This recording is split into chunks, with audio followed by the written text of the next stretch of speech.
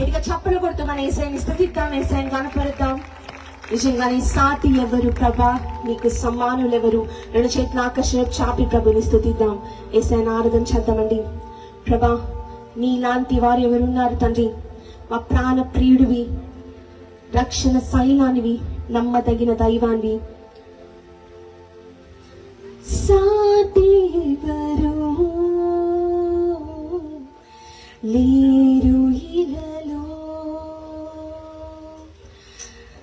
సమానులెవరు ఇహ పరములో. రెండు చేతుల ఆకాశం వైపు చాపి యేసయ్యని కనపడతాం.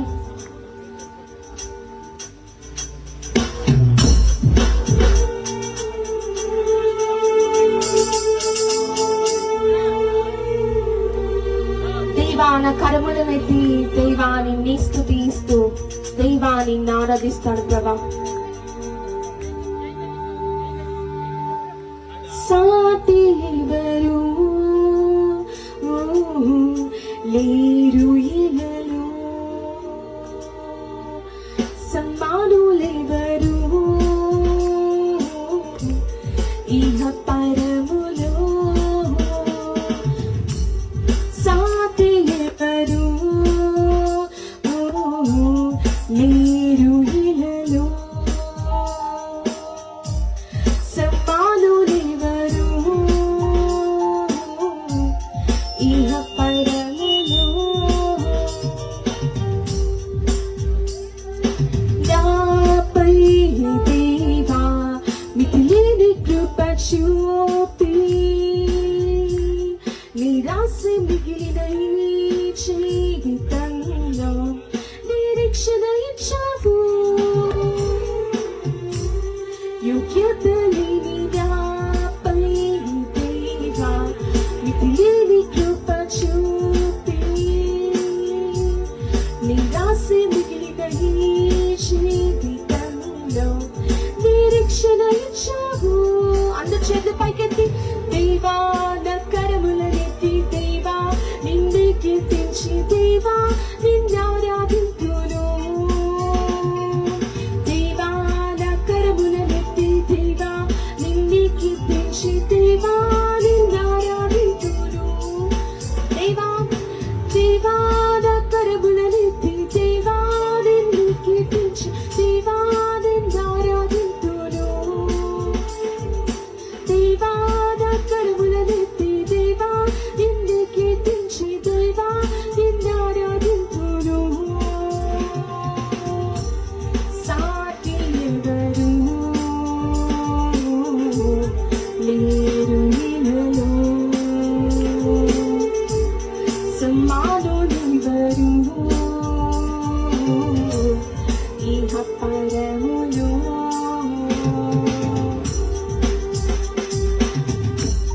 రెండు చేతులు ఆకర్షణ చాపుదాం. ప్రతి ఒక్కరు కూడా పాప బానిస బ్రతుకు, ఆకర్షణ నిండిన లోకం, సర్వమనే భ్రమలోని బ్రతికాను.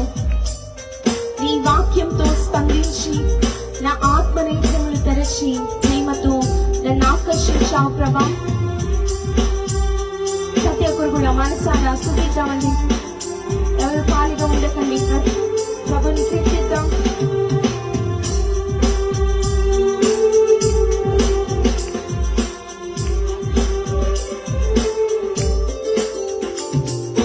పాప బానిస బ్రతుకు, ఆకర్షణ నిండిన లోకం, సర్వమనే భ్రమలోనే బ్రతికాను. వాక్యముతో స్పందించి నా ఆత్మనేత్రములు తెరచి ప్రేమతో నన్ను ఆకర్షించావే. అవును తండ్రి, అందరూ కూడా పాప బానిస బ్రతుకు, ఆకర్షణ నిండిన లోకం, సర్వమనే భ్రమలోనే బ్రతికాను. నీ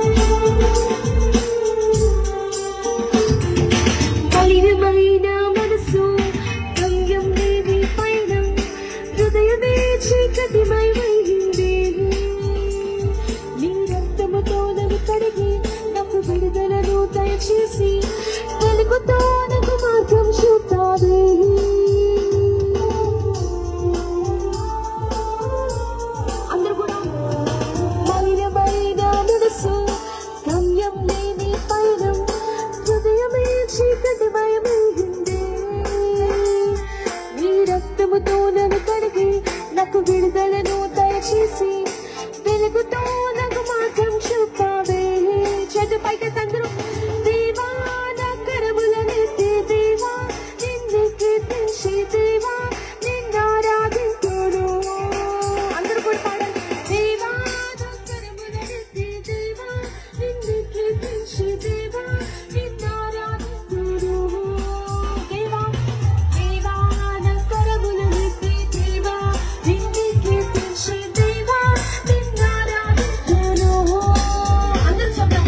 దేవా నా కరములనెత్తి నిన్ను కీర్తించి నిన్ను ఆరాధింతును. సాటి సాటి ఎవరు లేరు ఇలలో. అందరూ చెప్తాం. సమానులు సమానులెవరు ఇహ పరములో. సాటి ఎవరు లేరు లేరు ఇలలో. అందరూ సమానులు సమానులెవరు ఇహ పరములో. యోగ్యత యోగ్యత లేని నాపై దేవా మితిలేని కృప చూపి నిరాశ మిగిలిన ఈ జీవితంలో నిరీక్షణ ఇచ్చావు. యోగ్యత లేని నాపై దేవా మితిలేని కృప చూపి నిరాశ మిగిలిన ఈ జీవితంలో నిరీక్షణ ఇచ్చావు. చేతు పైకి తండ్రు దేవా నా కరములనెత్తి నిన్ను కీర్తించి దేవా నిన్ను ఆరాధింతును. అందరూ కలిసి దేవా నా కరములనెత్తి దేవా నిన్ను కీర్తించి దేవా నిన్ను ఆరాధింతును. దేవా నా కరములనెత్తి దేవా నిన్ను కీర్తించి దేవా నిన్ను ఆరాధింతును. దేవా నా కరములనెత్తి నిన్ను కీర్తించి దేవా నిన్ను ఆరాధింతును. సాటి సాటి ఎవరు లేరు ఇలలో. సమానులు సమానులెవరు ఇహ పరములో. సాటి ఎవరు లేరు ఇలలో. అందరూ కలిసి సమానులెవరు లేరు ప్రభా. సమానులెవరు ఇహ పరములో.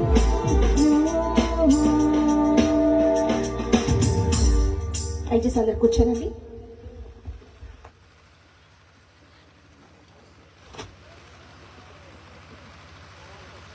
చక్కని పాటలు పాడి మనల్ని ఆరాధనలోకి నడిపించిన అక్షర కళ్యాణి గారికి ప్రత్యేకమైన వందనాలు తెలియజేస్తూ ఉన్నాను. మన పేపర్లో ప్రకటించిన రీతిగా doctor bishop Y Ellamelli Rajendra Kumaraiah garu మన మధ్య ఉన్నారు. వారు రావటం చాలా ప్రత్యేకం. ఎన్సిటిఎస్ బైబిల్ కాలేజీ వారు నడిపిస్తూ ఉన్నారు. అనేక మంది దైవశాఖలు తరబేదిస్తూ ఉన్నారు. అంతేకాదు ఇండియాలో ప్రెసిడెంట్గా ఉంటూ అమెరికాలో వైస్ ప్రెసిడెంట్గా ఉంటూ దాన్ని కొనసాగిస్తూ ఉన్నారు. ఇప్పుడు దేశ విదేశాల్లో దేవుని సేవలో బలంగా వాడబడుతున్న దైవ సేవకులు. అంతేకాదు మరి ఈ ప్రాంతంలో విజయవాడలో ఎస్ఎస్సి మినిస్ట్రీ ద్వారా అనేక కార్యక్రమాలు చేస్తూ ఉన్నారు. అనాథ పిల్లలకి అలాగే ఆర్ఫన్ పిల్లలందరినీ చాలామంది ఉన్నారు. దగ్గర ఒక 100 దాకా ఆర్ఫన్ పిల్లలు ఉంటారు. వారందరికీ వారికి కావాల్సిన సౌకర్యాలన్నీ సమకూరుస్తూ ఎంతో పరిచర్య చేస్తూ ఉన్నారు. అలాగే ప్రతిరోజు ఫుడ్ డిస్ట్రిబ్యూషన్ ఉంటుంది. అలాగే కుష్ఠరోగుల మధ్య పరిచర్య, అలా అనేక రకాల పరిచర్యలు చేస్తూ దేవుని సేవలో బలంగా వాడబడుతూ ఉన్నారు. నేను కూడా బైబిల్ కాలేజీకి వెళ్తూ నేను ఎక్కువగా బలపడుతూ ఉన్నాను. ప్రత్యేకించి మరి మా గురువు గారికి టైం ఇవ్వటం చాలా కష్టం కదా.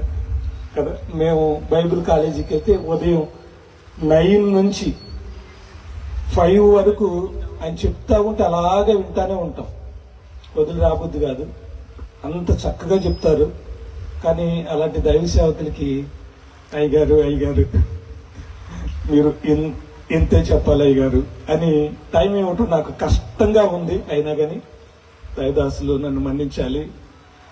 ఎందుకంటే అనేక అన్యులైన వారిని కూడా ప్రేమతో ఆహ్వానించాం. ముందుగా దాని సేవకులకు తెలియజేసినప్పుడు వారు కూడా సంతోషంగా అంగీకరించారు. మన మధ్యకి రావటం చాలా సంతోషం.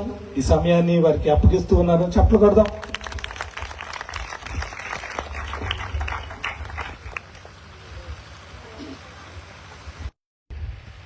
ఇదేనా బైక్? దేవునికి స్తోత్రాలు. మీ అందరికీ వందనాలు. కొంచెం ఇటు పక్క వారికి వందనాలు, ఇటు పక్క వారికి వందనాలు.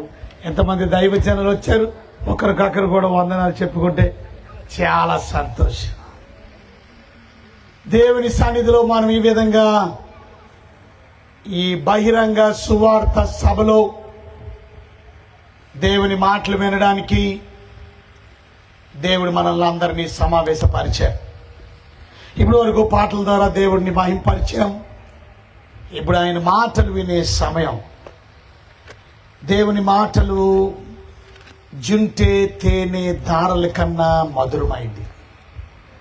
అలాంటి మాటలు మనం వింటుంటే మన ఆత్మీయమైన జీవితాలు ఎంతగానో బలపరచబడతాయి. ఒకవేళ మీరు రక్షణలో లేకపోతే, ప్రభువుని నమ్ముకోకపోతే, ఈ మాటలు విని మీరు తప్పక యేసు క్రీస్తు నందు విశ్వాసం ఉంచడం బట్టి మీరు ఆ నిత్య జీవితాన్ని అనుభవిస్తారు. ఈరోజు నేను ఏం చెప్పాలని దేవుని నేను ప్రార్థన చేసి అడుగుతున్నప్పుడు భవిష్యత్ గురించి చెప్పమన్నారు. So today I'm going to talk about the future. ఎంతమందికి భవిష్యత్ గురించి తెలుసుకోవాలని ఉంది? చేతులు చూపించాడు. రైట్, మనందరికీ భవిష్యత్ గురించి తెలుసుకోవాలని ఉంది. సౌండ్ కొంచెం షార్ప్ కొంచెం ఇచ్చాం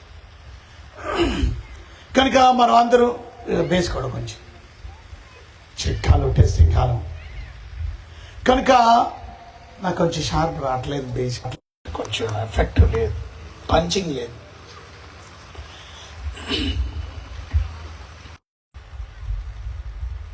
దేవుని మాటలు వినడానికి వచ్చిన మీరు హమ్మింగ్ కూడా వద్దు, ఎక్కువ తీసేది. మన ఫ్యూచర్ అందరూ తెలుసుకోవాలని కోరుకుంటాం. మనందరికీ మంచి ఫ్యూచర్ కావాలని, మంచి భవిష్యత్ కావాలని మనం కోరుకుంటాం. కానీ today I'm going to talk about the future of all of you. మీ అందరి భవిష్యత్తుని, ఈ లోకపు భవిష్యత్తుని బైబిల్ ఏం చెప్తుందో మీకు చూపించాలనుకుంటున్నాను. సో నా దగ్గర చాలా రిఫరెన్స్లు ఉన్నాయి కనుక గబగబా వాక్యాలు తీయాలా, మీకు అర్థం అవ్వాలా. సో నా ప్రయత్నం నేను చేస్తాను. మిగిలింది పరిశుద్ధాత్మ దేవుడు తప్పక మీకు అర్థం చేయిస్తాడు. సో మనమందరం కూడా మన భవిష్యత్తు తెలుసుకుంటున్నాం. కానీ నేను అడుగుతుంది, ఈ లోకంలో మన భవిష్యత్తు ఎంత ఉన్నతంగా ఉన్నప్పటికీ, ఎంత ఉన్నతమైన చదువులు చదువుకొని ఉద్యోగాలు, మంచి ఉన్నతమైన ఉద్యోగాలు మనం చేసినప్పటికీ మన అందరి ఫ్యూచర్ మనకి తెలియాల. One day you gonna die, ఒకరోజు చచ్చిపోతాం మనం. అది మన ఫ్యూచర్. కనుక మన భవిష్యత్ ఏంటి అని అంటే, మీ భవిష్యత్తు గురించి చాలా జ్యోతిష్కుల దగ్గరికి వెళ్తారు. చేయి చూపించుకొని నా భవిష్యత్తు చెప్పండి, ఎలా ఉంటుందో చెప్పండి, మంచి అమ్మాయి దొరుకుతుందా, పెళ్ళి అవ్వలేని వాళ్ళు, కనుక మంచి ఉద్యోగం దొరుకుతుందా, మంచి భవిష్యత్తు ఉంటుందా. తప్పక మన భవిష్యత్తు గురించి మన అందరికీ ఎంతో ఆందోళనకరంగా ఉంటుంది. అందరూ తెలుసుకోవాలని కోరిక ఉంటుంది. తప్పక మనం అందరం కూడా బాగుండాలని, ఆశీర్వదించబడాలని, ఉన్నతంగా వెళ్ళాలని, ఒక పెద్ద ఉన్నతమైన స్థాయిలో మనం ఎదగాలని everyone will think that. But అందరూ మర్చిపోయే నగ్న సత్యం ఏంటంటే, దిస్ ఇస్ ట్రూత్, ఇది సత్యం. One day you gonna die, ఒకరోజు చచ్చిపోతాం. అది ఎప్పుడు, ఎలాగా అనేది మనకు తెలియకపోవచ్చు.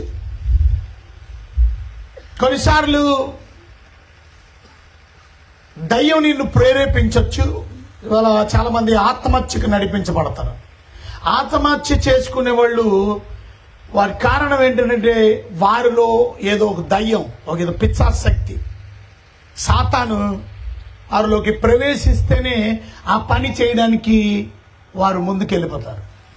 మీరు గమనించారో లేదో, ఇస్కరియోతు యూదా కూడా ఆత్మహత్య చేసుకొని చచ్చిపోయాడు. కానీ బైబిల్ చెప్తుంది ఇస్కరియోతు యూదాలోకి సాతాను ప్రవేశించి. సో సాతాను ప్రవేశిస్తే మనలో మనం ఏం చేస్తామో కూడా తెలియదు. చూసారా, యేసుక్రీస్తుని అప్పగించేశాడు. దాని తర్వాత తన జీవితం మీద తానికి విరక్తి చెందింది. తాను బ్రతకూడదని నిర్ణయించుకున్నాడు, చచ్చిపోవాలని నిర్ణయించుకున్నాడు. వెళ్ళి ఆత్మహత్య చేసుకొని చెట్టుకి ఊరేసుకొని చచ్చిపోయాడు. ఆ కొమ్మ విరిగిపోయిందో తెలీదు, ఆ తాడు తెగిపోయిందో తెలీదు. అంత పైనుంచి కింద పడ్డాడు. పొట్ట పగిలిపోయినట్టు, పుచ్చకాయ పగిలిపోయినట్టు పొట్ట పగిలిపోయిన పేగులన్నీ బయటకు వచ్చేసి ఎంతో భయంకరమైనటువంటి చావు చనిపోవాల్సి వచ్చింది. ఎందుకు? సాతాను అతన్ని మరణానికి దారి తీసింది. కొన్నిసార్లు మనం అనుకోం, కానీ మీలో కూడా సాతాను ప్రవేశిస్తే అది క్షణికమైన నిర్ణయాలు. అది ముందు ముందు ఆలోచన. నేను చచ్చిపోను అనుకోవచ్చు, నేను అలాంటి చావు నాకు వద్దు అనుకోవచ్చు. కానీ సాతాను మీలో ప్రవేశిస్తే వాడు అలాంటి పని చేయడానికి మిమ్మల్ని తొందరపాటు చేస్తాడు. ఇక వెయిట్ చేయని పదమని తోసుకొని వెళ్ళిపోతాడు. సో ఇవాళ నేను మీ ఫ్యూచర్ అంటే అర్థం, మనందరి ఫ్యూచర్ కూడా మనం తెలుసుకోవాలి. మనం ఒకరోజు చచ్చిపోతాం, బాగా గమనించాల. చచ్చిపోయిన తర్వాత మరి ఎక్కడికి వెళ్తాం? విశ్వాసి చచ్చిపోతాడు, అవిశ్వాసి చచ్చిపోతాడు.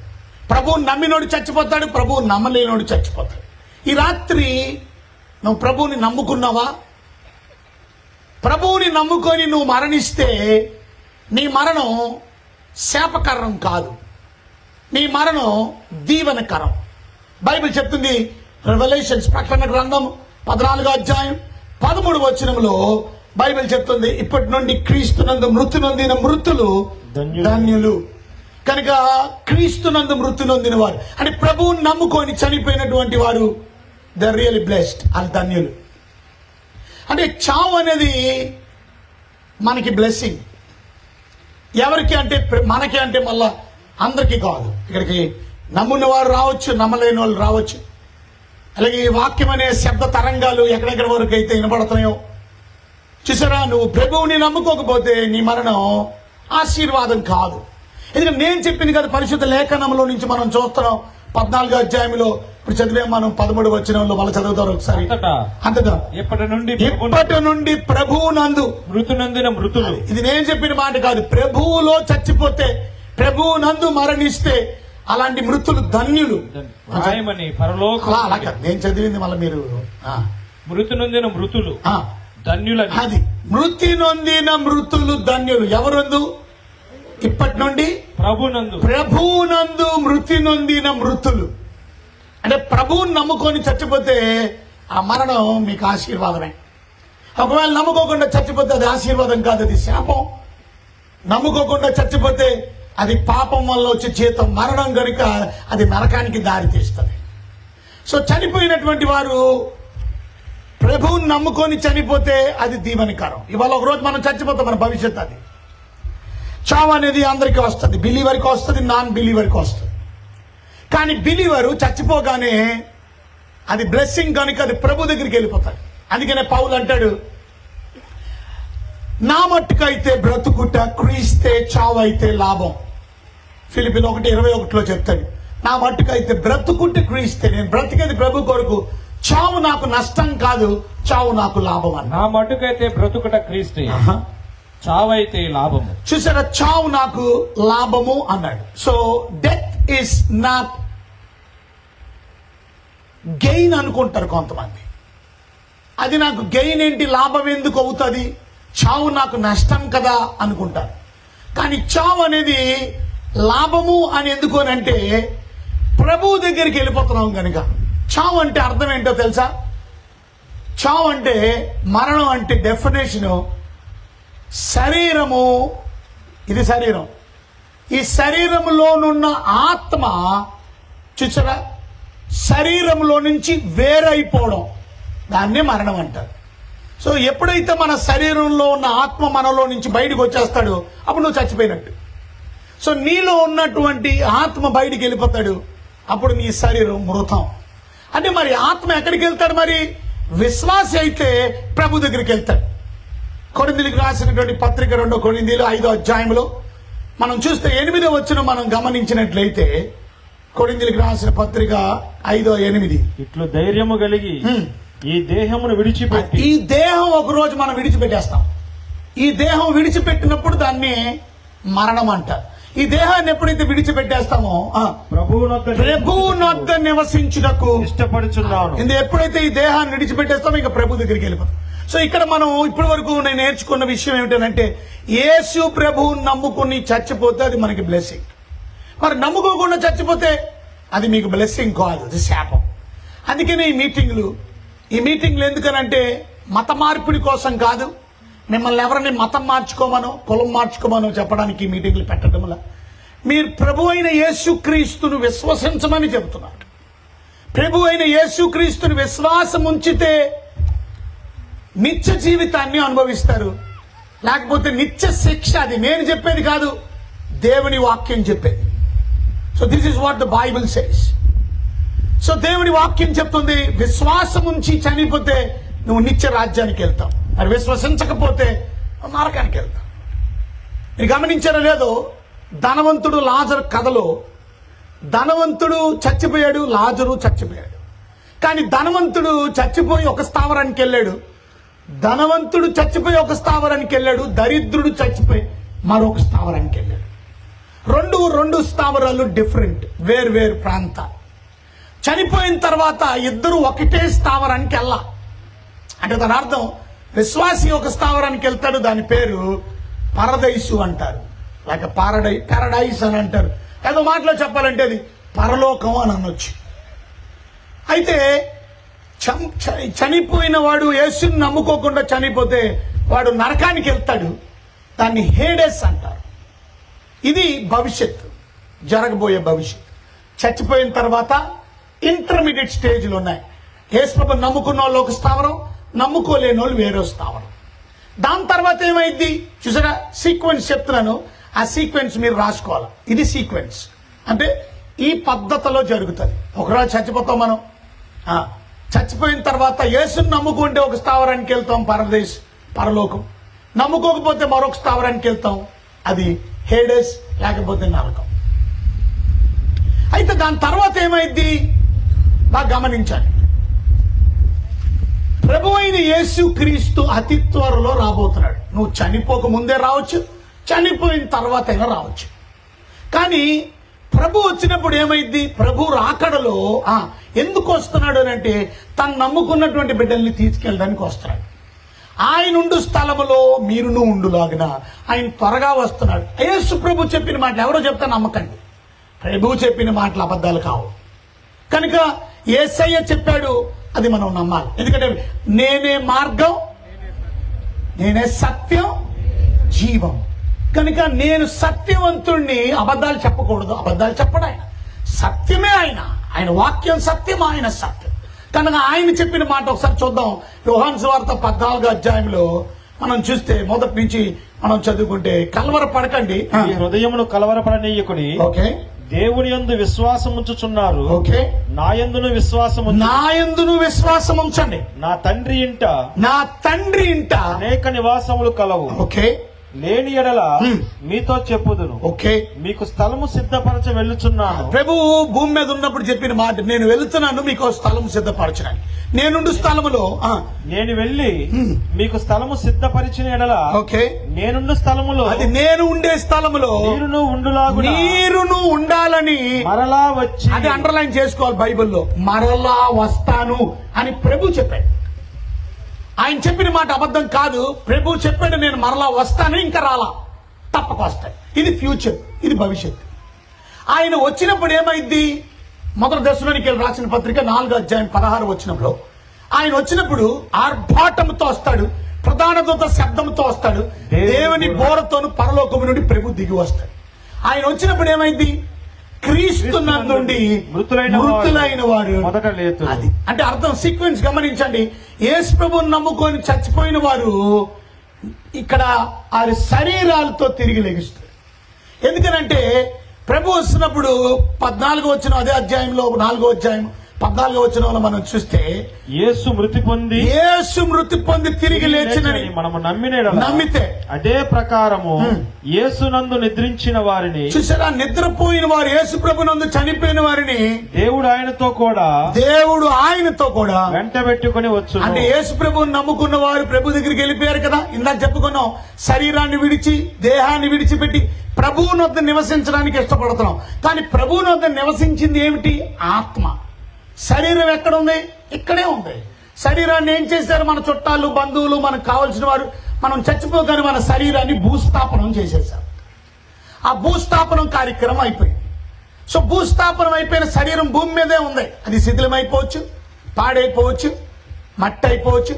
కానీ ఆ శరీరం తిరిగి లెగుస్తామా? అటు ఇటు చూడకండి. డేట్కి వచ్చిన వాళ్ళు వస్తారు, కూర్చుంటారు. మీరు వాక్యం వినండి. ఎవరు వచ్చారు? నా చుట్టాలు వచ్చారా? మా బంధువులు వచ్చారా? ఇప్పుడు కదా చూసుకోండి, అయిపోయిన తర్వాత వచ్చి చూసుకోండి మీ వాళ్ళు ఎవరు వచ్చారు. వాక్యం వినడం నేర్చుకోండి. ముందు శ్రద్ధగా వింటే మీ జీవితంలో ఆశీర్వాదం పొందుతారు. అశ్రద్ధగా వింటే మీ జీవితంలో ఎన్ని వాక్యాలు విన్నా మీ బ్రతుకుల్లో మార్పు రావు, మీ జీవితంలో ఆశీర్వాదాలు రావు. అది గుర్తుపెట్టుకోండి. చాలా మందికి మన ముఖ్యంగా విశ్వాసంలోని చెప్పబడుతున్న వారు వాక్యం సరిగా వినరు. అందుకనే వారి జీవితంలో రేపు పొద్దున ప్రభు రాకడ వచ్చినప్పుడు కూడా సంఘంలో ఎంతమంది ఎత్తపడతారో తెలుసా?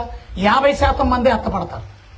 ఇంకొక 50% మంది దొంగ క్రైస్తవులు అనేవాళ్ళు ఇక్కడే ఉంటారు. ఎక్కడికి వెళ్ళాలి? యేసు ప్రభు చెప్పిన ఉపమానంలో 10 మంది కన్యకులు ఉన్నారు. ఆ 10 మంది కన్యకులే. 10 మందిలో కొంతమంది కన్యకులు కాదు అని అనలా, అందరూ కన్యకులే. కానీ 5 మాత్రమే వెళ్ళారు. ఇంకొక 5 విడిచిపెట్టబడ్డారు. వాళ్ళు కన్యకులు, వీళ్ళు కన్యకులే. వాళ్ళ దగ్గర దీపాలు ఉన్నాయి, వీళ్ళ దగ్గర దీపాలు ఉన్నాయి. వాళ్ళ దగ్గర కూడా దీపాలు వెలుగుతున్నాయి, వీళ్ళ దగ్గర దీపాలు వెలుగుతున్నాయి. వాళ్ళు కూడా పెళ్లి కుమారుడు ఆలస్యం చేయడంతో వీళ్ళు పడుకున్నారు. ఏమి తేడా లేదు. వీళ్ళు దివిటీలు ఆరిపోతున్నాయి. కనుక ఆ నూనెని నింపుకోవాలనుకున్నారు బుద్ధి కలిగిన వారు. ఎందుకో తెలుసా? వారికి వీరికి తేడా ఒకటే. వారు సిద్ధిల్లో సీసాల్లో నూనె తెచ్చుకున్నారు, వాళ్ళు తెచ్చుకోలేదు. అంతే తేడా. ఇంకా మిగతా తేడాలు ఏమీ లేవు. సిద్ధిల్లో నూనె తెచ్చుకున్నారు స్పేర్, ఎందుకైనా మంచిది ఆలస్యం చేస్తే. కానీ మిగతా బుద్ధి లేని వాళ్ళు అనుకున్నారు ఆలస్యం ఎందుకు చేస్తాడు అనుకున్నారు. ఆలస్యం చేయలే, సరిపోద్దులే, ఇల్లు వచ్చేయడమే కదా అనుకున్నారు. కానీ ఆలస్యం అయింది కనుక నూనె అయిపోయింది అందరిలే.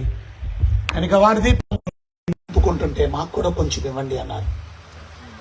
అప్పుడు మాకు మీకు ఇది సరిపోదు, కొనుక్కునే వాళ్ళ దగ్గరికి వెళ్ళి, అమ్మే వాళ్ళ దగ్గరికి వెళ్ళి కొనుక్కోండి అన్నారు. వాళ్ళు వెళ్ళే లోపలికల్లా పెళ్లి కుమారుడు వచ్చాడు, తీసుకొని వెళ్ళిపోయాడు, తలుపు వేసేశారు. ఇప్పుడు వీళ్ళు కొనుక్కొని వచ్చి తలుపు కొడుతున్నారు. లోపల నుంచి స్వరం వినపడింది, మీరెవరో నాకు తెలియదు, కొండి. తలుపు తీయలేదు, కనీసం తలుపు తీసి మాట్లాడాల. రేపు పరలోకంలో మీకు తలుపు మూయబడుతుంది. ఒకసారి తలుపు మూస్తే ఇంక తెరవరు. నోవాహు వాడలో మీరు గమనించారు, దేవుడే తలుపు మూసేశాడు. ఒక్కసారి తలుపు మూసేస్తే టైం ఇచ్చాడు ఎక్కడానికి, బండి టైం ఇచ్చాడు మీరు లోపలికి రావడానికి, ప్రవేశించడానికి. కానీ సమయం ఉంటుండగా సద్వినియోగం చేసుకోకుండా సమయం అయిపోయిన తర్వాత ఎక్కాలనుకుంటే దేవుడే తలుపు మూసేశాడు. ఇక తలుపు ఎంత కొట్టినా తీయరు. నీకు అనుకూలమైన సమయం ఇదే. నువ్వు చనిపోకముందే, నీ ప్రభు రాక మునిపే నువ్వు ప్రభు అయిన యేసు క్రీస్తునందు విశ్వాసం ఉంచడం. ఆ నూనె అంటే అర్థం సిద్ధపాటు కలిగి జీవించడం, మారు మనసు పొంది విశ్వాసం కలిగి ఉండడం. అది కానీ నీకు లేకపోతే నువ్వు విడిచిపెట్టబడతావు. దీని అర్థం ఏంటి? 10 మందిలో 5 వెళ్ళారంటే 100 మందిలో 50 మంది వెళ్తారండి. 1000 మందిలో 500 మంది వెళ్తారండి. మన సంఘాల్లో సగం మంది వెళ్తారన్నమాట, 50%. మిగతా వాళ్ళు దొంగ క్రైస్తవులు, సరిగా వాక్యం వినరు, దేవుడి మాటలు విని మారు మనసు పొందరు, పాపాన్ని సరి చేసుకోరు, చక్కపరుచుకోరు, దేవుడికి ఇష్టమైన జీవితాన్ని జీవించరు, ప్రభు కొరకు కష్టపడరు, ప్రభు కొరకు నమ్మకంగా జీవించలేరు, ప్రభు కొరకు వెదజల్లలేరు. ఆయన కార్యక్రమాలకు, ఆయన కార్యాల కొరకు they will be left behind. ఎందుకంటే వాళ్ళు నిజమైన మారు మనసు పొందిన వారు కాదు. సో నేను ఫ్యూచర్ చెప్తున్నాను, శ్రద్ధగా వినండి. ఎవరు వచ్చినా లేట్గా వచ్చిన వాళ్ళు చూడకండి, మళ్ళీ వస్తూనే ఉంటారు. ఇంకా అటు ఇటు లెగిసి వెళ్ళకండి. నాకేమబడిన 1 గంట సమయంలో నేను తొందరగా ముగించాలి. నాకు అప్పుడే 20 నిమిషాలు అయిపోయింది. నాకు మిగిలింది ఇంకా ఒక 30 నిమిషాలు ఉన్నాయి. ఆ 30 నిమిషాల్లో ఏం చెప్తాను నేను? ఇక 40 నిమిషాలు ఉన్నాయి. 40 మినిట్స్ ఎంత స్పీడ్ వెళ్ళాలో చూడండి. నేను దగ్గర 5 పేజీలు రాసుకొని వచ్చా. మరి ఎప్పుడు చెప్తాను కానీ మీ ఇష్టం. కనుక తప్పక ఈ మాటలు మీరు, నేను చాలా స్పీడ్గా వెళ్తాను, శ్రద్ధగా మీరు ఆలోచించాలి. మన భవిష్యత్ చెప్తున్నాను మీకు, ఫ్యూచర్ చెప్తున్నాను మీకు. చచ్చిపోతాం ఒకరోజు, అది మన భవిష్యత్తు. అందరూ చచ్చిపోతాం, మీకు తెలుసుకోవాలి. ఇవాళ ఒకరోజు మనం చచ్చిపోతాం. చచ్చిపోయిన తర్వాత ఎక్కడికి వెళ్తాం? మరి చావు అనేది ముగింపని నువ్వు అనుకుంటున్నావు, ముగింపని కాదని బైబిల్ చెప్తుంది. బైబిల్ మాట నమ్మవా? మరి చావు ముగింపు కాదు. చావు అనేది పారేసి వచ్చేసామా? నేను పారేసి రాలేదు. నువ్వు పాతి పెట్టి వచ్చావు, కప్పెట్టి వచ్చావు, భద్రం చేసి వచ్చావు. డబ్బు ఎక్కువైపోయింది అనుకో, నీకు ఏం చేస్తావు? భూమిలో కప్పెట్ట లంకి బిందులు దాచినట్టు దాచావు. ఎందుకు పడేసావు? కాదు, నీ డబ్బుని పడేయలే, నీ బంగారాన్ని పడేయలే, దాచావు. ఒకరోజు నువ్వు తీసుకొని ఆ డబ్బుని వాడుతావు. ఇవాళ నువ్వు నేను యేసు రక్తములో కనబడినటువంటి విలువైన బిడ్డలం, దాచబడ్డాం మనం. అందుకని ఒకరోజు చచ్చిపోతాం. కానీ మన శరీరాలు ఇక్కడే ఉంటాయి, కానీ మన ఆత్మలు దేవుడి దగ్గరికి వెళ్ళిపోయినాయి. ఇది రెండోది. ఆ దేవుడి దగ్గర నివసిస్తారు విశ్వాసులు. హేడస్ అనేటువంటి పాతాళంలో నివసిస్తారు దేవుడిని నమ్మని వారు. ఇక దేవుడిని నమ్మని వాళ్ళ స్టోరీని పక్కన పెట్టండి, అది మనం లాస్ట్ లో చూద్దాం. కానీ దేవుడిని నమ్మిన వాళ్ళని మూడో భాగంలో మనం చూస్తే వాళ్ళందరినీ ఎంటబెట్టుకొని దేవుడు తీసుకొని వస్తాడు భూమి మీదకి. అది రాకడలో, రాకడ మూడోది. నాలుగోది పునరుద్ధానం. రాకడ అయిపోయిన తర్వాత అంటే అర్థం మొదటి పునరుద్ధానం జరుగుతుంది నాలుగో భాగంలో. మొదటి పునరుద్ధానం అంటే యేసుని నమ్మిన వాళ్ళందరూ చచ్చిపోయిన వాళ్ళు తిరిగి లెగుస్తారు. బైబిల్ చెప్తుంది ఆ మాట, ఇందాక చదివాం అక్కడ 16వ వచనం 4వ అధ్యాయం మొదటి దశలోనికి రాసిన పత్రిక. ఆర్భాటంతోను ప్రధాన దూత శబ్దంతోను దేవుని బోరతోను పరలోకము నుండి ప్రభు దిగి వచ్చును. అది ప్రభు దిగి వస్తాడు. క్రీస్తునందుండి, అది క్రీస్తునందుండి. క్రీస్తు ప్రభుని నమ్ముకుని చచ్చిపోయిన వారు మొదట లేదు. అంటే దాని అర్థం మన ఫ్యూచర్ ఏంటో తెలుసా, మన భవిష్యత్తు ఏంటో తెలుసా? చచ్చిపోయిన మన శరీరాలు కూడా తిరిగి లెగిస్తాయి. మన శరీరాలు కూడా మళ్ళా దేవుడు అమరుస్తాడు. మనకి ఆత్మ దేవుడి దగ్గరికి వెళ్ళిపోయిన ఆత్మ మళ్ళా తిరిగి వచ్చి ఆ ఆత్మ మళ్ళా శరీరం కలిసిపోతాయి. మరణం అంటే గమనించండి, శరీరంలో నుంచి ఆత్మ వేరైపోవడం. పునరుద్ధానం అంటే అర్థం ఏంటో తెలుసా? వేరైపోయిన ఆత్మ తిరిగి మళ్ళా శరీరంలో కలుసుకోవడం. దాన్ని రీయునైటెడ్ అంటారు. ఇప్పటికి 4 భాగాలు అయిపోయింది. చచ్చిపోతాం, వేరే వేరే స్థావరాల్లో ఉంటాం, ప్రభుని నమ్ముకుంటే ప్రభు దగ్గర ఉంటాం. రేపు ప్రభు వస్తున్నాడు, త్వరగా మధ్యాకాశానికి వస్తాడు. ఆ దినానికి మనం బ్రతికుంటే ప్రభుతో పాటు బ్రతికుంటుండగానే మన శరీరాలు మారిపోయి ప్రభు దగ్గరికి వెళ్ళిపోతాం. ప్రభుని నమ్ముకొని చచ్చిపోయిన వాళ్ళు అయితే వాళ్ళు కూడా తిరిగి లెగిస్తారు. 4వ భాగం. 5వ భాగంలో మనం చూసినట్లయితే మనం అందరం కూడా అక్కడ బీమా సీట్ జడ్జిమెంట్ జరుగుతుంది. అక్కడ బీమా తీర్పు జరుగుతుంది. వాని క్రియలు చెప్పున. కొరింథీయులకు రాసిన పత్రిక 1 కొరింథీయులు 5వ అధ్యాయం మనం చూసినట్లయితే మరి ఎందుకనగా 10వ వచనం. ఎందుకనగా తాను జరిగించిన క్రియల చొప్పున. చూసారా? 2 కొరింథీయులు 5వ అధ్యాయం 10వ వచనం. తాను జరిగించిన క్రియల వలన అవి మంచివైనను సరే, చూసారా? మంచివైనను సరే, చెడ్డవైనను సరే, అది చెడ్డవైనను సరే, దేహముతో జరిగించిన వాటి ఫలమును ప్రతివాడును పొందినట్లు మనమందరమును క్రీస్తు న్యాయపీఠము ఎదుట ప్రత్యక్షము కావాలి. అర్థమైందా మీకు? ఏమర్థమైంది?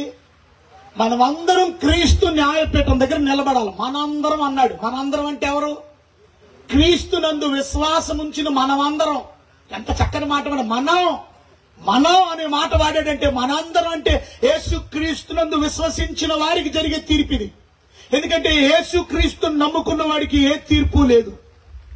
తీర్పు అంటే ఇది రివార్డ్స్ ఇవ్వడానికి, బహుమానాలు ఇవ్వడానికి. ఇది మనల్ని శిక్ష విధించడానికి కాదు. మీరు గమనించారా?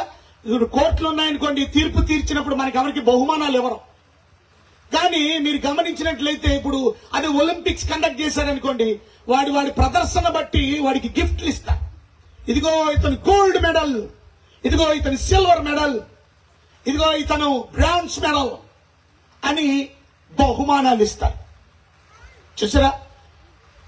ఇవాళ మైక్ ఆపరేటర్ ఎవరున్నారు? మీరేనా? కొంచెం పెట్టండి. ఇది నాకు అసలు పంచే లేదు. మోనిటర్ ఇంకోటి పెట్టవచ్చు, పోనీ మోనిటర్ ఒకటే పెట్టారు. నేను అరవలసి వస్తుంది. ఏనండి, మైక్లో గొట్టంలో చెప్పినట్టు ఉంది, నాకైతే బాక్స్ లో చెప్పినట్లేదు.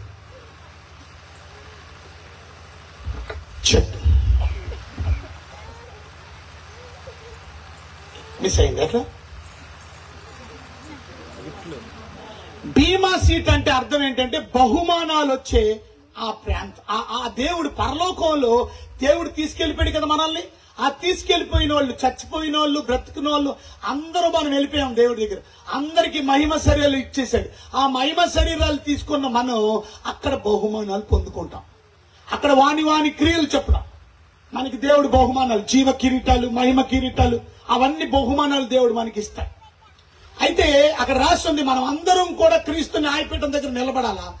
మనం చేసిన క్రియలు ఏంటయి అక్కడ మాట రాశారు. మంచివైనా సరే చెడ్డవైనా సరే. అంటే క్రైస్తవులు కూడా మంచి చేస్తున్నారు, క్రైస్తవులు చెడ్డ పనులు కూడా చేస్తున్నారు. అయినా సరే మీరు గమనించారా, మీరు చేస్తున్న చెడ్డ పనులు కూడా కౌంట్లోకి వస్తాయి. మీరు రేపు పొద్దున దేవుని ఎదుట సిగ్గుపడతారు. పరలోకంలో మీరు చేసిన దేవుడికి దుఃఖకరమైన పనుల వల్ల సిగ్గుపడతారు రేపు అక్కడ. మీకు యేసుప్రభువుని నమ్ముకున్నందుకు పరలోకం దొరుకుతుంది. కానీ నమ్ముకొని కూడా మీరు ఒకవేళ నమ్ముకున్న తర్వాత దేవునికి వ్యతిరేకంగా జీవిస్తుంటే మీరు సిగ్గుపడాలి. కానీ బహుమానాలు ఎవరికి? నాలండోడికి. ఎందుకు? కష్టపడుతున్నాను ప్రభు కొరకు. ఇక్కడ కూర్చొని మీరు ఎంతమంది కష్టపడుతున్నారు ప్రభు కొరకు? వాక్యం చదవరు, ప్రార్థన చేసుకోరు, దేవుని మాటలు ఇతరులకు చెప్పరు, మీటింగ్లు చేయరు, మీటింగ్లకి వెళ్ళరు, సహాయపడరు, తోడుపడరు. ఏది మీ క్రియలు? మీ మంచి పనులే.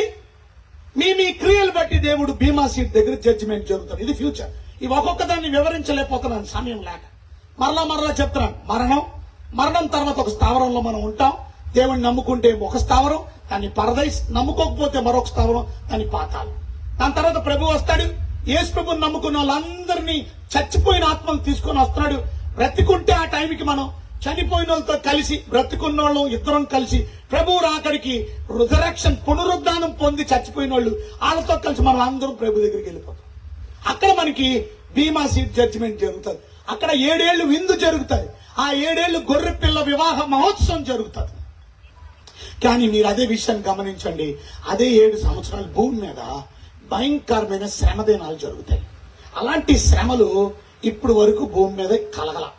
ఇప్పుడు ప్రస్తుతం చెప్తున్నటువంటి ఒక ఆయన సాటనిక్ కింగ్డమ్ కి లీడర్ అనే వ్యక్తి ఆ సైతాను రాజ్యంలో నుంచి బయటకు వచ్చాడట. అతను ఎంత భయంకరమైన నామం పెట్టుకున్నాడు ఆయన. ఫారినర్ ఆయన. ప్రతి దేశం నుంచి వాళ్ళకి రిప్రజెంటేటివ్స్ ఉన్నారంట. త్వరలో ఆయన చెప్పిన మాట ఏంటో తెలుసా? 2027లో వన్ వరల్డ్ గవర్నమెంట్ రాబోతుంది అంట. ఒకటే ప్రపంచం, లేక ఒకటే మతం కూడా, వన్ వరల్డ్ రిలీజన్ కూడా. ఇది బైబిల్ చెప్తున్న మాటలు. కానీ బైబిల్ చెప్తున్నది ఎప్పుడో నెరవేర్పునంటే తొందరగా, అతి తొందరగా నెరవేర్పు. 2027లో ఒకటే మతం ఉండబోతుందంట ప్రపంచం అంతట్లో. ఇంకిన్ని మతాలు ఉండవు. క్రైస్తవులు అనే ఒక మతం ఉంటే, లేక క్రైస్తవులు ఉంటే వాళ్ళకి బహుగా హింస జరుగుతుందంట. బాగా గమనించండి.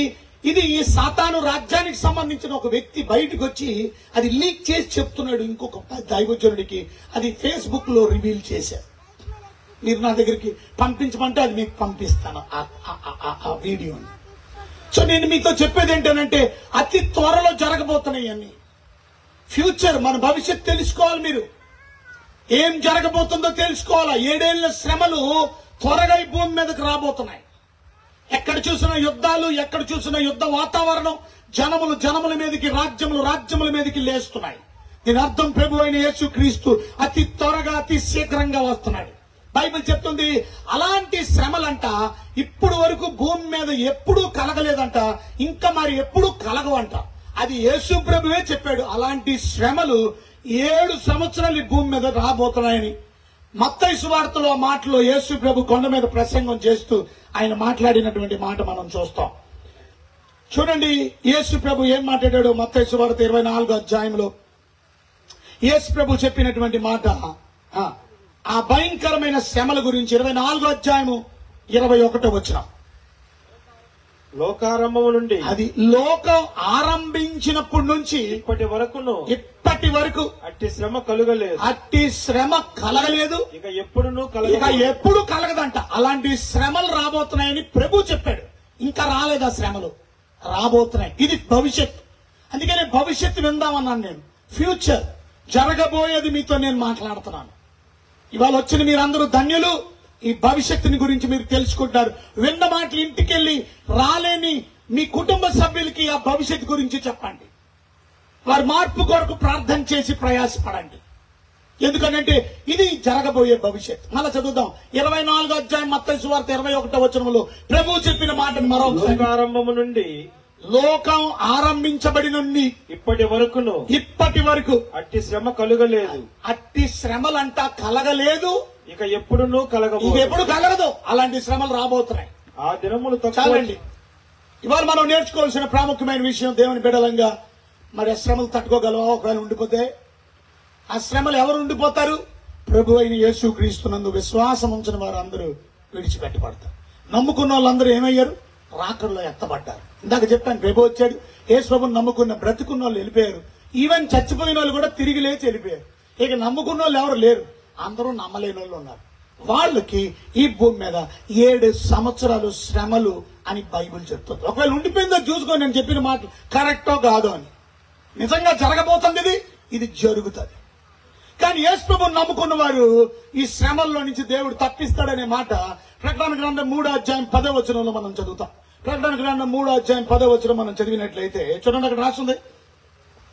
ప్రకటన గ్రంథం 3:10లో నీవు నా ఓర్పు విషయమైన వాక్యమును గైకొంటివి గనుక భూనివాసులను శోధించుటకు భూనివాసులను శోధించుటకు లోకమంతటి మీదకి రాబోవు శోధన కాలములో, అది రాబోయే శోధన కాలంలో నేను నిన్ను కాపాడుతాను. అంటే దాని అర్థం నువ్వు శ్రమల్లో ఉండవు. రాబోయే శోధన కాలం ఉందని ప్రభు చెప్తున్నాడు. ఇది ఇంకా జరగలేదు. ప్రకటన గ్రంథం, ఇది ప్రవచన గ్రంథం. ఇందులో నుంచి దేవుడి వాక్యం మాట్లాడుతున్నది ఏమిటంటే శోధన కాలం ఒకటి ఉంది, శ్రమ కాలం ఒకటి ఉంది. ఆ శ్రమ కాలంలో తన బిడ్డల్ని కాపాడి తప్పిస్తానంటున్నాడు. అంటే ప్రభు అక్కడ వచ్చి ప్రభు దగ్గరికి వెళ్ళారు. ఇప్పటి వరకు జరిగిన ఆ సీక్వెన్స్ చెప్తారా మీరు? మొదటిది కమాన్ మరణం. అందరూ చెప్పాలి. 2 మరణం తర్వాత ఏదో ఒక స్థావరానికి వెళ్ళి ఉండాలి. చచ్చిపోయినాడు, బ్రతుకుతున్నాడు. అది పరదేశి గాని, అది నా పాతాళలోకం గాని. మీరు గమనించారా?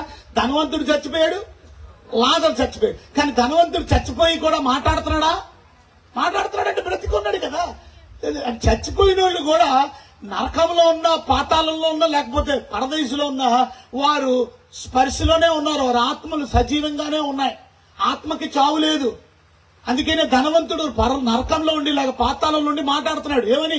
నన్ను దాహం నాకు నీళ్లు ఇవ్వండి, నాకు 5 సహోదరులు ఉన్నారు, వారు కూడా ఈ వేదనకరమైన స్థలం మాట్లాడుతున్నాడు కదా. లాజరుని గుర్తుపెట్టాడు. ఎన్ని చెప్తున్నాడు చూసారా? ఆవిడ వేరే స్థావరంలో ఉన్నాడు. అగ్ని జ్వాలలు ఉండే స్థలంలో, యాతన పడే స్థలంలో, బాధ ఉండే స్థలంలో, దాహం అని అరిచే పరిస్థితుల్లో, కేకలేసే స్థలంలో వాడున్నాడు. కానీ నెమ్మది కలిగిన స్థలంలో, ఆనందం కలిగిన స్థలంలో లాజరు ఉన్నాడు. 2 స్థావరాలు ఉన్నాయి. 3వది మనం గమనిస్తే ప్రభు త్వరగా వస్తున్నాడు. ఆయన మధ్యాకాశానికి వస్తాడు. ప్రభువుని నమ్ముకున్న వాళ్ళు బ్రతికుంటే ఆ టైంకి మనం వెళ్ళిపోతాం. కానీ బ్రతికున్న వాళ్ళు, చచ్చిపోయిన వాళ్ళు కూడా ప్రభువుని వెంట పెట్టుకొని వస్తున్నాడు. చనిపోయిన ఆత్మల్ని, లాజరుతో పాటు అందరినీ కూడా యేసు ప్రభువుని నమ్ముకున్నవారు. మా అమ్మగారు యేసు ప్రభువుని నమ్ముకొని చనిపోయారు, మా నాన్నగారు యేసు ప్రభువుని నమ్ముకొని చనిపోయారు. వారిని కూడా యేసయ్య వెంట పెట్టుకొని వస్తున్నాడు. వారి సమాధులు విజయవాడలో ఉన్నాయి. ఆ సమాధుల్లోకి వెళ్ళి ఆ శరీరాలతో లేస్తారు మా అమ్మ, ఆ శరీరంతో లేస్తారు మా నాన్న. అలా మీ కుటుంబ సభ్యుల్లో ఎవరు ప్రభువుని నమ్ముకున్నారో వారు తిరిగి లెగుస్తారు. ఇది సత్యం, ఇది అబద్ధం కాదు. అంటే దాని అర్థం అప్పుడే 4 అయిపోయినాయి. మరణం, వేరే స్థావరాల్లో ఉండడం, యేసు ప్రభు రాకడ, పునరుద్ధానం. దాని తర్వాత ఏమైంది? బీమా సీట్ జడ్జిమెంట్. అక్కడ బహుమానాలు ఇస్తాడు. దాని తర్వాత ఏమైంది? 7 సంవత్సరాలు విందు, ఇక్కడేమో 7 సంవత్సరాలు శ్రమలు. భయంకరమైన శ్రమలు, మామూలు శ్రమలు కాదు. ఆ శ్రమలు భూమి మీద ఇప్పుడు వచ్చేప్పుడు కలగల. అలాంటి శ్రమలు కలగబోతున్నాయి. ఒకటి గమనించండి, దాన్ని ఇంటర్వల్ అన్నాడు. మొదట 3.5 సంవత్సరాలు, 7 సంవత్సరాల్లో 3.5 + 3.5 = 7. 3.5ని శ్రమకాలం అంటారు. మిగిలిన 3.5ని మహాశ్రమకాలం అంటారు. ఈ శ్రమల్ని మించి ఉంటది ఇంకా 3.5 సంవత్సరాలు. చివరి వచ్చే 3.5 సంవత్సరాలు మహాశ్రమకాలం. దాని తర్వాత ఏమైంది? యేసు ప్రభు వారు 2వ సారి భూమి మీదకి రాబోతున్నాడు. అదేంటంటే మధ్యలో వచ్చాడు కదా, వచ్చాడు, భూమి మీదకి రాలేదు ఆయన. ఆయన మధ్యాకాశానికి వచ్చి యేసు ప్రభువుని నమ్ముకున్నాను తీసుకెళ్లిపోవడానికి వచ్చాడు. ఆయన వచ్చింది పెండ్లి కుమారుడిగా వచ్చాడు, తన సంఘాన్ని తీసుకెళ్ళడానికి వచ్చాడు. రేపు ఆయన వచ్చేది రెండోసారి పెండ్లి కుమారుడిగా రాట్లా, ఆయన ఎలాగొస్తున్నాడు? రాజుగా వస్తున్నాడు, రాజాది రాజుగా వస్తున్నాడు. ఆయన గురించి వెళ్ళిపోతున్నప్పుడు చెప్పారు, యేసు ప్రభు వారు ఆరోహణమై వెళ్ళిపోతున్నప్పుడు అలా మేఘాల్లో వెళ్ళిపోయాడు ఆయన. వాళ్ళు ఇంకా అలాగే చూస్తున్నారు, యేసు ప్రభు ఇలాగ వెళ్ళిపోయి మాతో మాట్లాడుతూ వెళ్ళిపోయాడు అని చూస్తున్నారు ఆకాశం వైపు. వెంటనే ఇద్దరు దూతలు వచ్చారు. చూడండి అక్కడ రాసిన అపోస్తలుల కార్యాలు 1వ అధ్యాయం 11వ వచనంలో ఆ దూతలు వచ్చి యవనస్తు చూడండి ఏం మాట్లాడారో మనం వింటాం. వారు ఏమన్నారంటే, మీరు స్థిరపడవలనని అనగా మీకును నాకును 1:11 అపోస్తలుల కార్యాలు. గలిలయ మనుషులారా, థ్యాంక్ యూ. మీరెందుకు నిలిచి ఆకాశం వైపు చూస్తున్నారు? ఆకాశం వైపు ఎందుకు చూస్తున్నారు? మీ యొద్ద నుండి పరలోకమునకు చేర్చుకొనబడిన యేసే. అమ్మా సెల్ ఫోన్ చూస్తున్న ఆవిడ గారు ఆ పక్కన పెట్టమ్మా సెల్ ఫోన్ వద్దు. ఇప్పుడు వాక్యం కూడా తీకండి. ఇప్పుడు వాక్యం మీరు సెల్ ఫోన్ తీస్తున్నారు, వాక్యం తీస్తున్నారు, సెల్ ఫోన్ లో మాట్లాడుకుంటున్నారు. నాకు బైబిల్ తెచ్చుకోలేరా? 33 సంవత్సరాల నుంచి దేవుడి సేవ చేస్తున్నాను, ఈ రోజుకి బైబిల్ తెచ్చుకుంటున్నా. నాకు బైబిల్ అంతా చూడకుండా అప్పచెప్పేస్తా చాలా వరకు. నా దగ్గర లేవా సెల్ ఫోన్లు, ట్యాబ్లెట్లు బోల్డ్ ఉన్నాయి, కానీ అయినా I need my Bible. Bible తెచ్చుకోలేరా? ఇప్పుడు నీ బైబిల్ మోయలేనప్పుడు రేపొద్దు నిన్నేం మోస్తాడు ఏసయ్య? ఆయన కోసం ఆ మాత్రం మోయలేవా బైబిల్? ఎంత బరువు ఉంటుంది అది. రేపు హాస్పిటల్కి వెళ్తే మాత్రం మోసుకొని వెళ్ళిపోతావా? అప్పుడు ఎక్కడెడతావు? తలదిండి, ఈ తలదిండి ఇంటి సరిపోద్దా? హాస్పిటల్ రోగం వచ్చినప్పుడు గుర్తొచ్చాడు దేవుడు. బైబిల్ ఎప్పుడు వెరీ ఇంపార్టెంట్. ఓకే, సో చాలా ఇంపార్టెంట్. జాగ్రత్తగా వినండి, నా వైపు చూడండి. ఎంతవరకు వచ్చాను నేను? రెండో రాకడ గురించి చెప్తున్నాను. రెండో రాకడ చదవండి. గలిలయ మనుషులారా, మీరెందుకు నిలిచి ఆకాశం వైపు చూస్తున్నారు? ఆకాశం వైపు ఎందుకు చూస్తున్నారు? మీ యొద్ద నుండి పరలోకమునకు చేర్చుకొనబడిన, చూసారా, పరలోకమునకు చేర్చుకోబడిన ఈ యేసే ఏ రీతిగా పరలోకమునకు వెళ్ళుట, చూసారా, పరలోకమునకు వెళ్ళుట మీరు చూచారో ఆ రీతిగానే ఆయన తిరిగి వచ్చునని వస్తాడు. మళ్ళా దూతలు చెప్పారు. చూసారా, రెండో రాకడ ఇది. రెండోసారి భూమి మీదకి యేసుక్రీస్తు రాబోతున్నాడు. బైబిల్ చెప్తుంది ఈ రెండో రాకడ గురించి. కేవలం మనం దూతలు మాత్రమే కాదు, రెండో రాకడ గురించి మనం చూస్తే యేసు ప్రభు కూడా చెప్పాడు. 24వ అధ్యాయము మత్తయి సువార్తలో 30వ వచనం చూడండి. 24 మత్తయి సువార్త 30వ వచనం. అప్పుడు మనుష్య కుమారుని సూచన ఆకాశమందు కనబడును. చూసారా, మనుష్య కుమారుడు సూచన ఆకాశమందు కనబడును. అప్పుడు మనుష్య కుమారుడు ప్రభావముతో మహామహిమతో ఆకాశ మేఘారూఢై. ఇది రెండో రాకడ. అర్థమవుతుందా? ఈవెన్ ప్రకటన గ్రంథం 1వ అధ్యాయం 7వ వచనంలో కూడా చెప్పబడుతుంది ఆయన రెండో రాకడ గురించి మనం అర్థం చేసుకో. ఆయన మేఘారూఢై వస్తాడు. ఆయన రెండో రాకడ గురించి ప్రకటన గ్రంథం 1వ అధ్యాయం 7వ వచనం. ఇదిగో ఆయన మేఘారూఢై వచ్చుచున్నాడు. మేఘాల మీద వస్తాడంట ఆయన. ప్రతి నేత్రము ఆయన చూచిన ఆయన్ను పొడిచిన వారును చూచెదరు. అందరూ చూస్తారు రేపు రెండో రాకడ లేపబడతారు. మీరు గమనించారో లేదో, ప్రభు రెండో రాకడ త్వరలో రాబోతుంది. ఇన్ని స్టోరీస్, ఇన్ని సీక్వెన్సెస్ ఉన్నాయి. రెండో రాకడ అయిపోయిన తర్వాత ఏం జరుగుతుంది మరి అని అంటే, దాని తర్వాత రెండోసారి భూమి మీదకి ఎందుకు వస్తున్నాడు యేసు ప్రభు అంటే, యుద్ధం చేయడానికి. ఎవరితో యుద్ధం చేయడానికి? అప్పటికే ఈ లోకంలో ఈ వన్ వరల్డ్ గవర్నమెంట్ అనేది పరిపాలన చేస్తుంది. క్రీస్తు విరోధి పరిపాలన చేస్తున్నాడు. మీరు గమనించండి, మన దేవుడు ఏ దేవుడు? త్రియేక దేవుడు. అందరూ చెప్పండి, ఏ దేవుడు చెప్పాలి? కొంచెం గట్టిగా చెప్పండి. త్రియేక దేవుడు అంటే తండ్రి అయిన దేవుడు, కుమారుడైన దేవుడు, పరిశుద్ధాత్మ దేవుడు. అబ్బా నీకేదుంటే నాకు వద్దా? సైతాన్ కూడా త్రియేక సాతానుడు. ఆడికి ఫాల్స్ త్రిత్వం ఉంది. ఆ ఫాల్స్ త్రిత్వం ఏంటో తెలుసా? బైబిల్ గ్రంథం ప్రకటన గ్రంథం చెప్తుంది, క్రూర మృగం అనగా అర్థం రేపు క్రీస్తు విరోధి ఎవడో కాదు, వాడు సాతాను శక్తి ద్వారా పనిచేస్తాడు. వాడు సాతాను యొక్క రూపంలో. చూసారా, మీరు గమనించారా? క్రీస్తు విరోధి అనగా వాడే ఆ భయంకరమైన క్రూర మృగం. రెండో భాగం ఏంటో తెలుసా? సాతాన్లో మీరు గమనించారా? అబద్ధ ప్రవక్త. బైబిల్ గ్రంథంలో మీరు చూస్తారు, ప్రకటన గ్రంథంలో అబద్ధ ప్రవక్త. వాడు అద్భుతాలు చేస్తాడు, సూచక్రియలు చేస్తాడు. సాతాను శక్తి లేకుండా వాడు చేయలేడు. అద్భుతాలు సూచక్రియలు చేస్తాడు రేపు 7 ఏళ్ల శ్రమల్లో. దాని తర్వాత మనం చూస్తే సాతాను, మీరు గమనించారా, సాతాను కూడా ఉన్నాడు. అనగా సాతాను, అంత్యక్రీస్తు లేక క్రీస్తు విరోధి, అలాగే అబద్ధ ప్రవక్త. వాళ్ళలో కూడా త్రత్వం కనబడుతుంది. ఇది ఫాల్స్ త్రత్వం. నేను కూడా త్రియేక వ్యక్తిని, నేను కూడా పని చేస్తాను అన్నట్టు. చూసారా ఎంత భయంకరమో. సాతాను మీరు గమనించండి, మనందరికి యేసు ప్రభుకి చర్చిలు ఉన్నాయి. తన విలువైన రక్తం పెట్టి సంఘాన్ని కొన్నాడు. మీకు తెలుసా, సాతానికి కూడా చర్చిలు ఉన్నాయి. సాతాను చర్చిల పేరేంటో తెలుసా? సాతాను సమాజం, అంటే సాతాను చర్చి. సాతానికి సంఘాలు ఉన్నాయి. మరి దేవుడికి పాస్టర్లు ఉన్నారు, తెలుసురా. మరి సాతానికి ఆడికి పాస్టర్లు ఉన్నారు. నువ్వు ఎవరు పాస్టరో నువ్వు తేల్చుకోవాలి. నేను దేవుడి పాస్టర్ నేనా, దేవుడి సేవకుడు నేనా? ఇది దేవుడికి అపోస్తులు ఉన్నారు, సాతానికి అపోస్తులు ఉన్నారు. వారి పేరు దొంగ అపోస్తులు. ఎక్కడి నుంచి వచ్చారు దొంగ అపోస్తులు? సాతానికి. ఇలాగా సాతానికి దేవుడికి ఉన్నదానికి సాతానికి 21 సూచనలు చూపిస్తాం. అంటే అర్థం ఏంటి? కౌంటర్ ఫిట్ అంటారు. కౌంటర్ ఫిట్ అంటే దేవుడికి ఏది ఉందో నాకు అదే ఉండదు అన్నట్టుకి 21 సూచనలు, ఒక్కటి వేరు వేరు. ఇప్పుడు అది చూపించడానికి సమయం లేదు. అది మేము బైబిల్ కాలేజీలో సాతాను శాస్త్రం నేర్పించినప్పుడు ఆ సాతాను శాస్త్రంలో ఈ పోలికలన్నీ చూపిస్తాం. కానీ నా పాయింట్ ఒకటే గుర్తుపెట్టుకోండి, రేపు సాతాను ఆడు అంత్యక్రీస్తు, క్రీస్తు విరోధిని దగ్గర పెట్టుకొని ఈ లోక ప్రపంచాన్నంతా వాడి చేతుల్లో పెట్టుకొని వాడు ఇష్టం వచ్చినట్టు ప్రవర్తించాడు. కనుక వాడిని ఓడించడానికి దేవాది దేవుడు 2వ రాకళ్ళు ఈ భూమి మీదకి వచ్చి ఒలీవల కొండ మీద ఆయన పాదం మోపి ఆయన ఈ భూమి మీద ఆయన ఏం చేస్తాడో తెలుసా? ఒక భయంకరమైన యుద్ధం జరగబోతుంది. ఆ యుద్ధం పేరు అర్మగిద్దోను యుద్ధం. ఈ బైబిల్లో మీరు గమనించినట్లయితే ప్రకటన గ్రంథంలో మనం చూస్తే అర్మగిద్దోను యుద్ధం గురించి మనం చూస్తాం. ప్రకటన గ్రంథంలో మనం గమనించినట్లయితే 16వ అధ్యాయము 12వ వచనంలో, ప్రకటన గ్రంథం 16వ అధ్యాయం 12వ వచనంలో మనం చదువుకుంటే 6వ దూత తన పాత్రను, సో మొత్తం ఇంటికి వెళ్ళి చదువుకోండి, టైం లేదు మనకి. మొత్తం అంతా చూస్తే అక్కడ 15వ వచనంలో ఉంది. 14 నుంచి నేను చదువుతాను.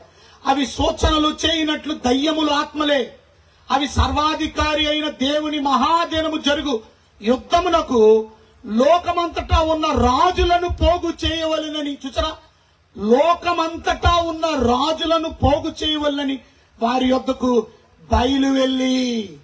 చూసారా, ఇది ఎక్కడ జరుగుతుంది? 12వ వచనంలో 6వ దూత తన పాత్రను యూఫ్రటీసు అను మహానది మీద కుమ్మరింపగా తూర్పు నుండి వచ్చిన రాజులకు మార్గము సిద్ధపరచుటకు దాని నీళ్లు ఎండిపోయెను. మీకు తెలుసా లేదో, ప్రస్తుతం యూఫ్రటీస్ నది ఎండిపోవును అని అన్నారు. ఆల్రెడీ ఎండిపోతుంది. ఆల్రెడీ యూఫ్రటీస్ నది ఎండిపోతుందని ఇప్పుడు వార్తల్లో వస్తున్నాయి. అంటే ఎంత దగ్గరలో ఉన్నామో మీరు అర్థం చేసుకోండి. ఇక్కడ మనం 14వ వచనంలో మహాదినమందు అందరూ యుద్ధమునకు లోకమంతటా ఉన్న రాజులను పోగు చేయవలనని వారి యొద్దకు బయలు వెళ్లి, హెబ్రీ భాషలో హర్ మెగిద్దోన్, చూసారా, హర్ మిగిద్దోన్ అనే చోటుని వారు పోగు చేయను. అందుకని యుద్ధం పేరు హర్ మిగిద్దోన్. హర్మగిద్దోన్ అనే యుద్ధం పేరు పెట్టడం కారణం ఆ చోటు పేరు హర్ మిగిద్దోన్. హర్మగిద్దోన్ అనే ప్రాంతంలో హర్మగిద్దోన్ అనే యుద్ధం జరుగుతుంది. ఇది జరగబోయేది. ఆ రోజు యేసు ప్రభువే యుద్ధం చేస్తాడు. ఆ యుద్ధంలో సాతానుని లేక యుద్ధంలో ఆ అంత్యక్రీస్తుని, క్రీస్తు విరోధిని, అబద్ధ ప్రవక్తని అగ్నిగుండంలో వేసేస్తాడు. దాని తర్వాత ఈ భూమిని దేవుడు ఏం చేస్తాడో తెలుసా? 1000 సంవత్సరాలు పరిపాలన చేస్తాడు. ఎంత ఎంత సీక్వెన్స్ లో చెప్పుకుంటూ వచ్చానో మీకు అర్థం అవ్వడానికి.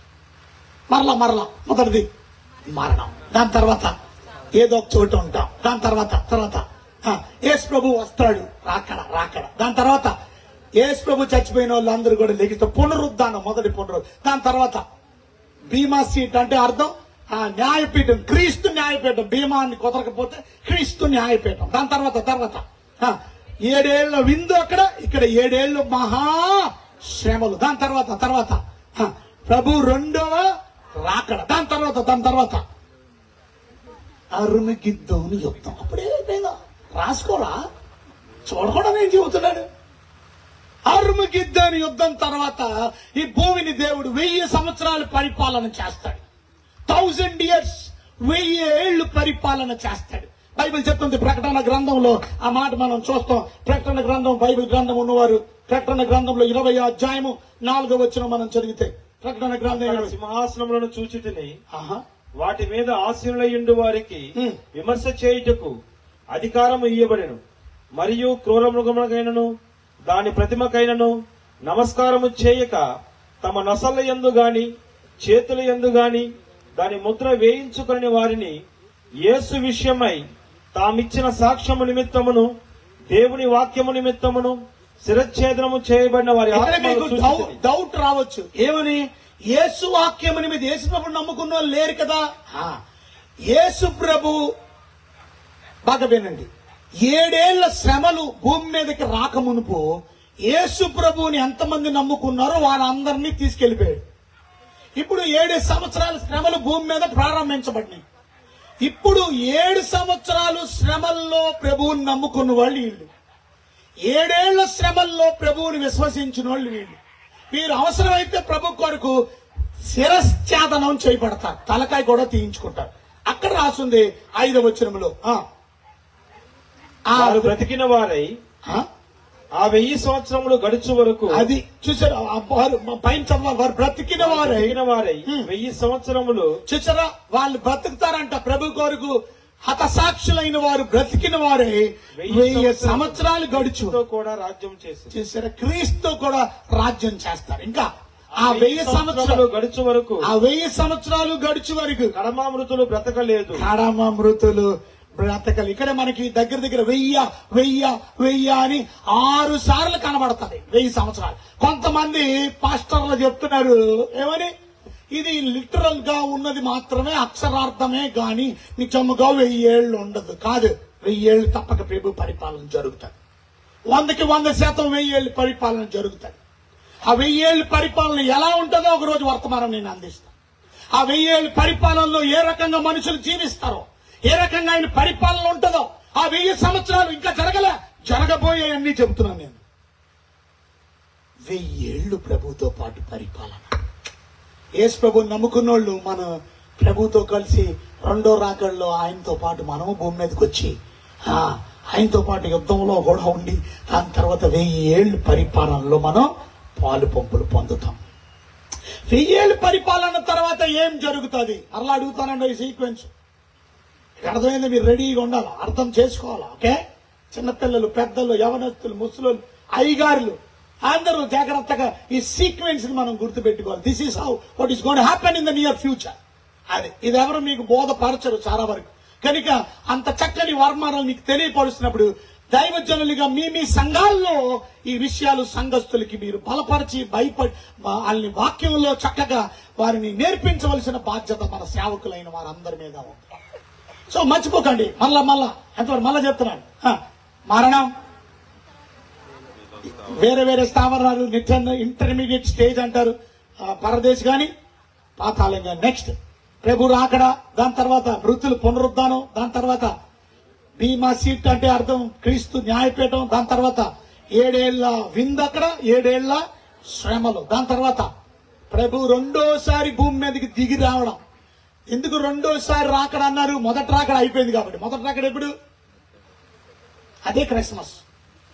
క్రిస్మస్ అంటే భూమి మీదకి వచ్చాడు ఆయన తల్లి గర్భములో, కన్యక గర్భములో కదా, కన్యక గర్భములో భూమి మీదకి వచ్చాడు. అది ఫస్ట్ రాకడ, మొదటి రాకడ. 2వసారి భూమి మీదకి రావడం, మధ్యాకాశానికి వచ్చింది 2వసారి కాదు, మధ్యాకాశానికి వచ్చి వెళ్ళిపోయాడు. అది 2వసారి అనలేదు, ఎందుకని భూమి మీదకి రాలేదు కాబట్టి. భూమి మీదకి వస్తే అది 2వసారి. సో 2వ రాకడలో భూమి మీదకి వస్తాడు ఆయన. రావడంతో దాని తర్వాత నెక్స్ట్ స్టేజ్ ఏంటి? అర్మగిద్దోను. ఎక్కడ ఉంది అర్మగిద్దోను? మీరు చెప్పారా? చూపించండి. 16, 12, 15 కనుక 16, 15లో మనం చూస్తాం అర్మగిద్దోన్. ఆ యుద్ధం జరిగిన తర్వాత దాని తర్వాత ఏమైంది?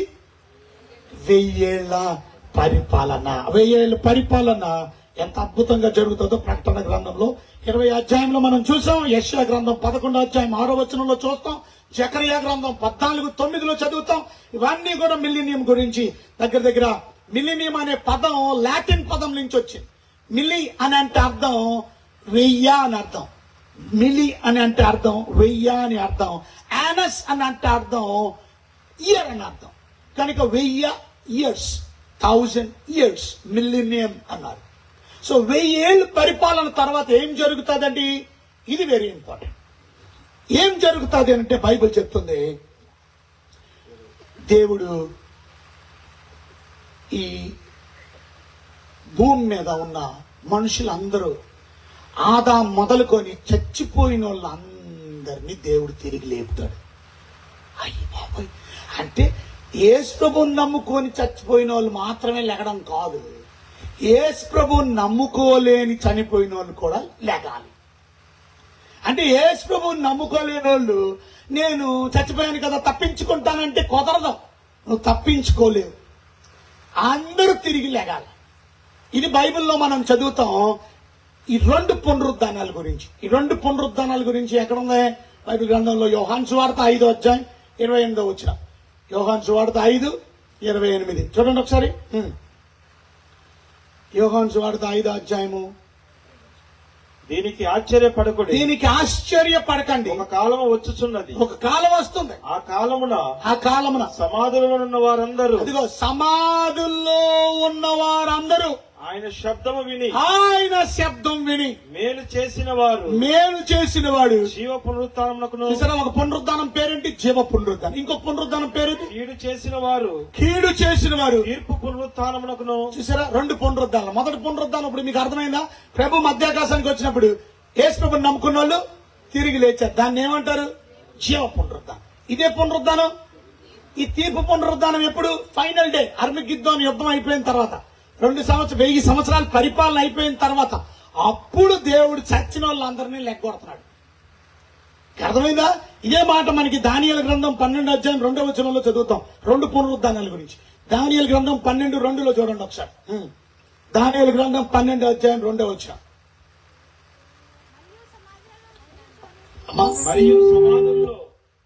మరియు సమాధుల్లో నిద్రించు అనేకులు మేలుకొనెదరు. మరియు సమాధుల్లో నిద్రించిన వారు మేల్కొంటారు. కొందరు నిత్య జీవము అనుభవించుటకు, కొందరు నిత్య జీవాన్ని అనుభవించడానికి, కొందరు నిందల పాలవుటకు, కొందరు నిందల పాలవడానికి. మనం ఏ బ్యాచ్ లో ఉంటాం? నిత్య జీవాన్ని అనుభవించడానిక, నింద పాలవడానికి. ఇప్పుడు ధవల సింహాసనం దగ్గర తీర్పులో ఏం జరుగుతుంది? ఇది ఫైనల్ మాట. ధవల సింహాసనం తీర్పు. ఎన్న దగ్గరికి వచ్చాం మనం? 9-10 వచ్చేసాం. ధవల సింహాసనం తీర్పు, ఫైనల్ తీర్పు మాట, ఫైనల్ జడ్జిమెంట్. ఇది ఈ ఫైనల్ జడ్జిమెంట్ ఎక్కడుంది? బైబిల్ గ్రంథంలో, ప్రకటన గ్రంథంలో ఉంది. ప్రకటన గ్రంథం 20వ అధ్యాయం 11వ వచనం. మరియు ధవలమైన మహాసింహాసనమును, చూసారా, ధవలమైన మహాసింహాసనం, దాని యందు ఆసీనుడు ఎన్న ఒకరిని చూచితిని. భూమి ఆకాశములు ఆయన సముఖము నుండి పారిపోయాను. అది భూమి ఆకాశములు ఆయన సముఖం నుండి పారిపోయాను, వాటికి నిలువ చోటు కనబడకపోయాను. మరియు గొప్పవారేమి, చూసారా, గొప్పలు గాని కొద్దివారేమి, కొద్దోలు గాని, మృతులైన వారందరూ ఆ సింహాసనం ఎదుట నిలువబడి ఉన్నట్టు చూచితిని. ఇప్పుడు అర్థమైందా? చచ్చిన వాళ్ళందరూ, మృతులైన వారందరూ ఆ ధవల సింహాసనం. ధవల అంటే అర్థం తెలుసా? వైట్, తెల్ల. ధవలం అంటే తెల్ల. సో తెల్లటి సింహాసనం మీద, ఆ తెల్లటి మహిమ కలిగిన సింహాసనం మీద కూర్చున్న ఆయన ఒకరిని చూశాడు. ఆయన అక్కడ కూర్చొని తీర్పు తీరుస్తాడంట. ఏంటా తీర్పు? ఇది ఇంపార్టెంట్. ఆయన తీర్పు తీరుస్తాడు. గొప్పవారు గాని, కొద్దివారు గాని, మృతులైన వారందరూ ఆ సింహాసనం ఎదుట నిలవబడి ఉండుట చూచి తిని. అమ్మాయ్యా, ఈరోజు ఈ మీటింగ్కి వచ్చిన మీరు ఒకవేళ ప్రభువుని గాని అంగీకరించకపోతే, this is what your future. మీ భవిష్యత్ ఇది. ఒకరోజు ప్రభువుని అంగీకరించలేని వాళ్ళందరూ ఆ ధవల సింహాసనం దగ్గర నిలబడాల. అప్పుడు ఏమైంది? పుస్తకాలు తీస్తారంట. ఆ పుస్తకాలు చూడండి, అక్కడ రాసింది. అప్పుడు గ్రంథములు విప్పబడెను, అప్పుడు గ్రంథాలు విప్పబడెను, మరియు జీవ గ్రంథమును. చూసారా, గ్రంథాలు తెరుస్తారంట. జీవ గ్రంథమును, వేరొక గ్రంథము విప్పబడెను. ఆ గ్రంథముల యందు వ్రాయబడి ఉన్న వాటిని బట్టి, అది ఆ గ్రంథముల యందు రాయబడి ఉన్న వాటిని బట్టి తమ క్రియల చొప్పున మృతులు తీర్పు పొందిరి. చూసారా, మీకు అర్థమైందా? ఇక్కడ 2 రకాల గ్రంథాలు. ఒక గ్రంథాలు ఉన్నాయి, ఆ గ్రంథాలు తిప్పుతారంటే అప్పుడు గ్రంథములు విప్పబడును. ఇంకొకటి ఉందంట, ఆ గ్రంథం పేరేంటి? జీవ గ్రంథం అనే వేరొక గ్రంథం ఉందంట. ఇన్ని గ్రంథాలు, ఈ గ్రంథాలు ఏంటి? జీవ గ్రంథం ఏంటి? ఈ గ్రంథాలు వాని క్రియలు చెప్పున సిద్ధపరిచిన జీతాన్ని. అంటే అర్థం ఏంటో తెలుసా? మనం ఏమేం మాట్లాడేమో, ఏమేం చూసి ప్రతిదీ రాసేస్తున్నారు అక్కడ. ప్రభువుని నమ్ముకోకుండా నువ్వు ఎన్ని బూతులు మాట్లాడావో, ప్రభువుని నమ్ముకోకుండా నీ జీవితంలో చేసిన పాపపు పనులు, ఎవ్రీథింగ్ గాడ్ ఈస్ రైటింగ్, పుస్తకాల్లో రాసేస్తున్నారు. ఒక మాటలో చెప్పనా, మీ రహస్యమైన పనులు కూడా, మీరు చేస్తున్న సీక్రెట్ సిన్స్ ఏది దాచిపోయబడదు, అది గుర్తుపెట్టుకోండి. మనం చేసిన పాపం, ఇవాళ మనం పాపులం గనుక పాపం చేస్తున్నాం. ఆ పాపము నుండి విడుదల పొందడానికే ప్రభు అయిన యేసుక్రీస్తు ఈ లోకానికి వచ్చాడు. ఆయన్ని విశ్వసిస్తే చాలు, నీ ప్రతి పాపాన్ని కొట్టివేసి ఈ భయంకరమైన ధవల సింహాసనం దగ్గర తీర్పులో నువ్వు ఉండలేవు, నువ్వు ఉండకూడదు. అందుకే ఈ సభలో జాన్ హైడ్ గారు అనే పాస్టర్ గారు ఈ న్యూ లైఫ్ చర్చ్ తరపున ఈ కట్టుకుడు పాడు అనే ప్రాంతంలో జరుగుతున్న ఈ అద్భుతమైన ఈ సువార్త సభల్లో దేవుని వాక్యాన్ని నీకు వినిపించి ఇన్ని డబ్బులు ఖర్చు పెట్టి ప్రయాసపడుతుంది. ఆయనకి పేరు కోసమో, ప్రఖ్యాత కోసమో, గొప్ప కోసమో కాదు. తప్పక మీలో అనేక మంది ప్రభు అయిన యేసుక్రీస్తు ఎవరో తెలుసుకోవాలని, ఆ భయంకరమైన ఆ దేవుని తీర్పులో మీరు పాత్రులుగా ఉండకూడదని. చచ్చిపోయినా తప్పించుకోలేవు. కొంతమంది ఎందుకు చచ్చిపోతారో తెలుసా? బాధని సహించలేక. మన ఒక ఆయనకు ఉన్నటువంటి నొప్పిని తట్టుకోలేక ఆయన వెళ్ళి నదిలో దూకేశాడు. కొంతమంది ఆయన ఫ్యామిలీ బాధలు, కష్టాలు తట్టుకోలేక ఫ్యాన్ కి ఉరేసుకొని చచ్చిపోయారు. ఒకరోజు నేను విశాఖపట్నం వెళ్తున్నాను, నా ట్రైన్ ఆగిపోయింది. విశాఖపట్నం దగ్గరలోకి వచ్చేటప్పటికల్లా ఏంటి ఆగిపోయింది, ఇంతసేపుకి వెళ్ళట్లేదని ట్రైన్ దిగితే ఒక ఆయన ట్రైన్ కింద పడిపోయి ఉన్నాడు. నేను కళ్ళతో చూశాను ఆ వ్యక్తిని. కరెక్ట్ గా ఆయన పొట్ట ఒక కేక్ని కట్ చేస్తే ఎలా కట్ అయిద్దో, కేక్ కట్ చేస్తే అలా కట్ చేసింది. కరెక్ట్ గా పడుకొని ఉన్నాడు పట్టాల మీద. కాళ్ళన్నీ లోపల ఉన్నాయి, ఈ ఉదరం దగ్గర నుంచి ఇది బయట ఉంది కనుక కరెక్ట్ గా ఆ పొట్ట మీద నుంచి బండి వెళ్ళిపోతే బెల్ట్ కూడా కనబడింది నాకు. ఆయన ప్యాంట్ కేసుకున్న బెల్ట్, ఆయనకి కాళ్ళకున్న చెప్పులు కూడా లోపల పట్టాల లోపల కనబడ్డాయి నాకు ఒక భాగం. ఇంకొక భాగం ఈ ఉదరం నుంచి తలకాయ వరకు పట్టాలు అవుట్ సైడ్ కనబడ్డాయి. గంటన్నర బండి ఆగిపోయింది. తర్వాత నేను ఇంటికి వెళ్ళాను. నెక్స్ట్ రోజు పేపర్ నేను చూస్తే ఆ పేపర్ లో కనబడింది ఏంటో తెలుసా? అతనికి కడుపు నొప్పి ఎక్కువైపోయింది. ఆ కడుపు నొప్పి వల్ల దీనికి కట్ట దగ్గరికి వెళ్ళాడు. ఆ 2 వెళ్ళిన తర్వాత కడుపు నొప్పి తట్టుకోలేక బాధ, ఎన్నో నెలల నుంచి బాధపడుతున్నాడంట. హాస్పిటల్కి వెళ్ళడానికి డబ్బులు లేక మనస్తాపం చెంది ఇంక నేను బ్రతకడం ఎందుకులే అని ఆ రైలు పట్టాల కింద. ఇవాళ అయ్యా ఎన్నో మంది ఆత్మహత్యలు చేసుకొని చచ్చిపోతున్నారు, ఎన్నో మంది సహజ మరణాలతో చచ్చిపోతున్నారు, యాక్సిడెంట్లతో చచ్చిపోతున్నారు. కానీ చావు నిన్ను తప్పించలేదు దేవుని ఉగ్రత నుండి. దేవుడు నిన్ను తీర్పులోకి, లెక్కలోకి తీసుకొని వస్తాడు. ఇవాళ మనం చనిపోయిన ఒక మంచి స్థలానికి వెళ్ళాలి. ఆ మంచి స్థలానికి వెళ్ళాలంటే ప్రభు అయిన యేసుక్రీస్తునందు విశ్వాసం ఉంచాల. ఈ తీర్పు ఎవరికి అంటే ఆలోచించండి, ప్రభునందు విశ్వసించిన వారు. 2 పుస్తకాలు, ఆ గ్రంథాలు చెప్పబడ్డాయి. వాడు చేసే ప్రతి పని రాసేశారంట. ఏం పని, ఏమేం పాపాలు, ఎంత భయంకరమైన పాపాలు నువ్వు చేస్తున్నావు, ఎవ్రీథింగ్ రాయబడి ఉన్నాయంట. ఆ పాపాలన్నీ రాసేశారు. రహస్య పాపాలు కూడా రాసేశారు. ఏది దాచివేయబడదు, అది గుర్తుపెట్టుకో.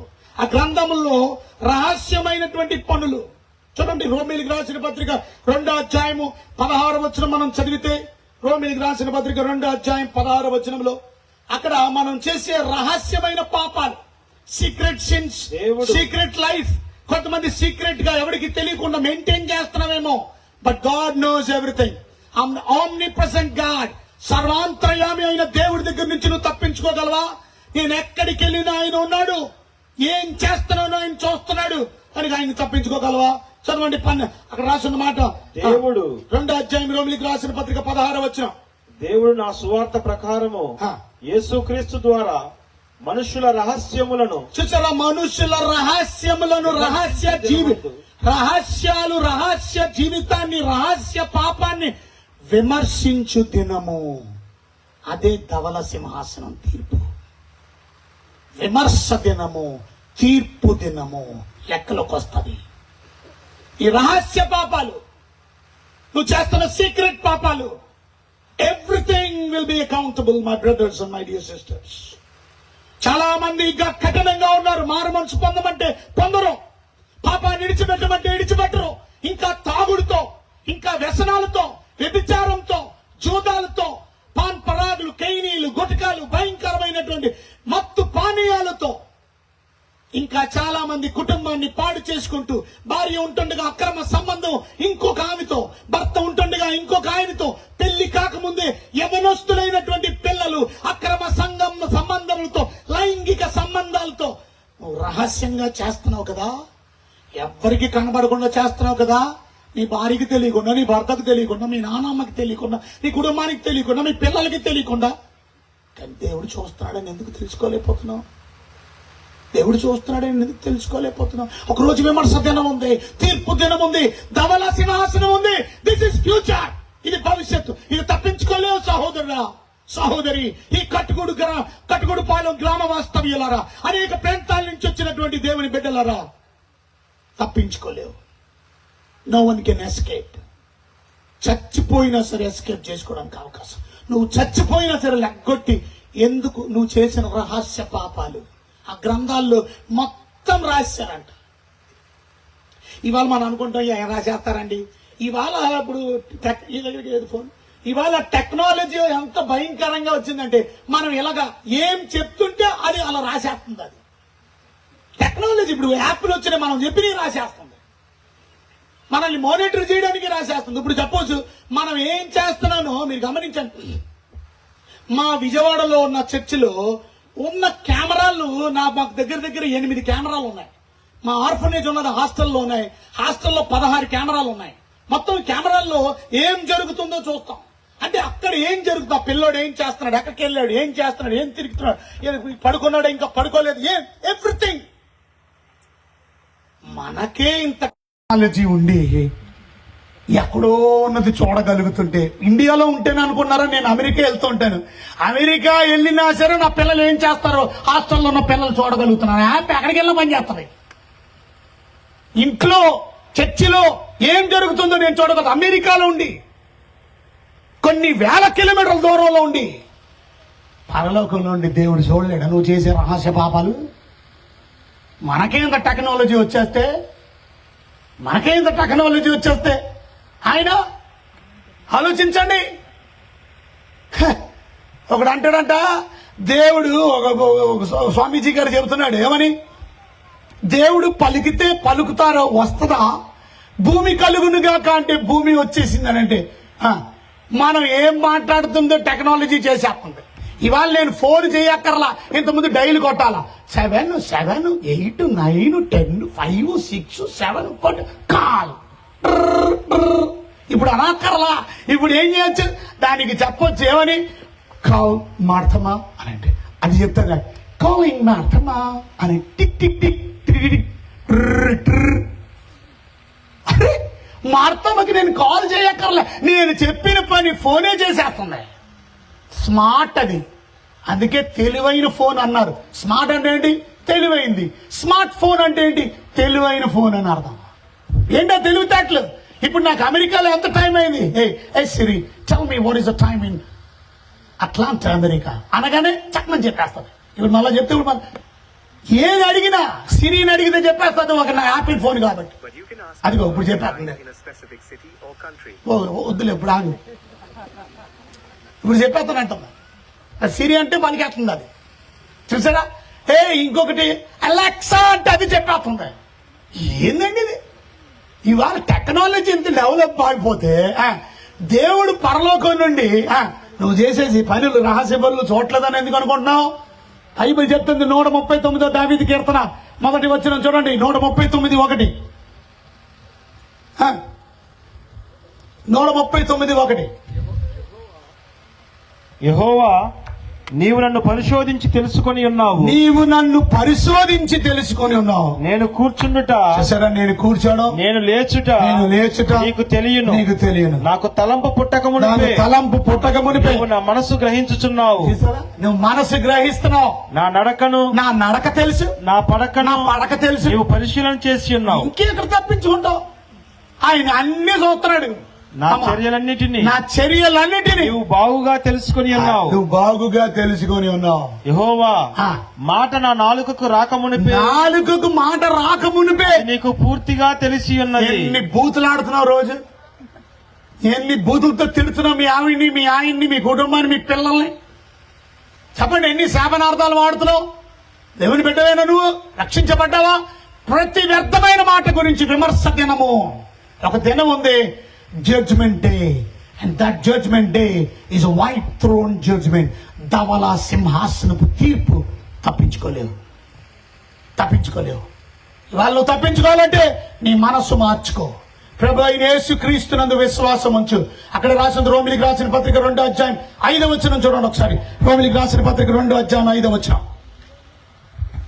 ఏమని రాసింది? 2:5 నీ కాఠిన్యమును చూసారా, మార్పు పొందని నీ హృదయాన్ని అనుసరించి ఉగ్రత దినమందు అనగా దేవుని న్యాయమైన తీర్పు, ఆ న్యాయమైన తీర్పు ఒక రోజు పరచబడు దినమందు నీకు నీవే ఉగ్రతను సమకూర్చుకొనుచున్నావు. ఒక రోజు ఉంది చూసావా, అదేమంటారు? దేవుని న్యాయమైన తీర్పు.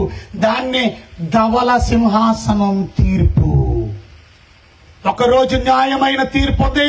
నీ కాఠిన్యం. కొంతమంది కఠినంగా ఉంటారు. ఎన్ని మాటలు విన్నా ఇంకా వాళ్ళ జీవితాన్ని మార్చుకోలేరు. ఎన్ని మాటలు విన్నా. పాపను తీసుకున్నామా, జాగ్రత్త పెట్టుకున్నా పక్కన చర్చ చూడండి, మానిటర్ తీసుకెళ్ళిపోండి, పాపను మీ దగ్గర ఉంచుకోండి. కనుక మనం నేర్చుకోవాల్సింది ప్రాముఖ్యమైన విషయం, దేవుని బిడ్డలారా, దేవుడు న్యాయమైన తీర్పు ఉంది. నీ కఠినత్వం ఎందుకు? ఇవాళ మనసు మార్చుకుంటావా? నీ కఠినత్వాన్ని విడిచిపెడతావా? మారు మనసు పొందడానికి ఇష్టపడతావా? నీ మనస్సు మార్చుకుంటావా? మనసు అంటే ఎక్కడ ఉండదు? అందరు ఏమన్నా నా మనసు ఇదా అంటారని నాకు తెలుసు, కానీ ఇది కాదు మనసు. ఇది మనసు. మనసు అంటే మైండ్. మనసు అంటే హృదయం కాదు. It's not heart, it's mind. Change your mind. ఇది మార్చుకో. ఇవాళ నీ మనసు మార్చుకుంటే, మారు మనసు పొందితే దేవుడు నిన్ను కానికరిస్తాడు. రేపు ఆ ఉగ్రత దినం నీకు రాదు. నువ్వు మనసు మార్చుకోవా, అది నీ ఇష్టం. మరి మనసు మార్చుకోకపోతే దేవుని ఉగ్రత నీ మీద. అది ఇవాళ ప్రియ దేవుని బిడ్డల వాక్యం వింటున్న మీరు అర్థం చేసుకోండి, దేవుడు ఎంత ప్రేమ కలిగిన దేవుడు.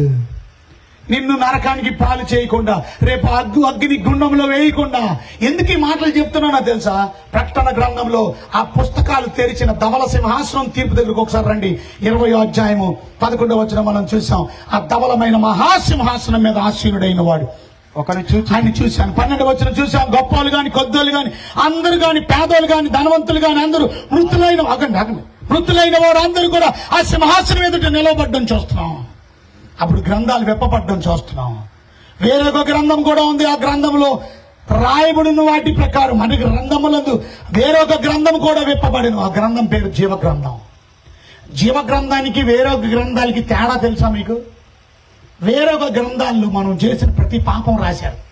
ఆ పాపం, రహస్య పాపాలు, మనం మాట్లాడిన ప్రతి వ్యర్థమైన మాట, ఎవ్రీథింగ్ రాసేస్తున్నారు.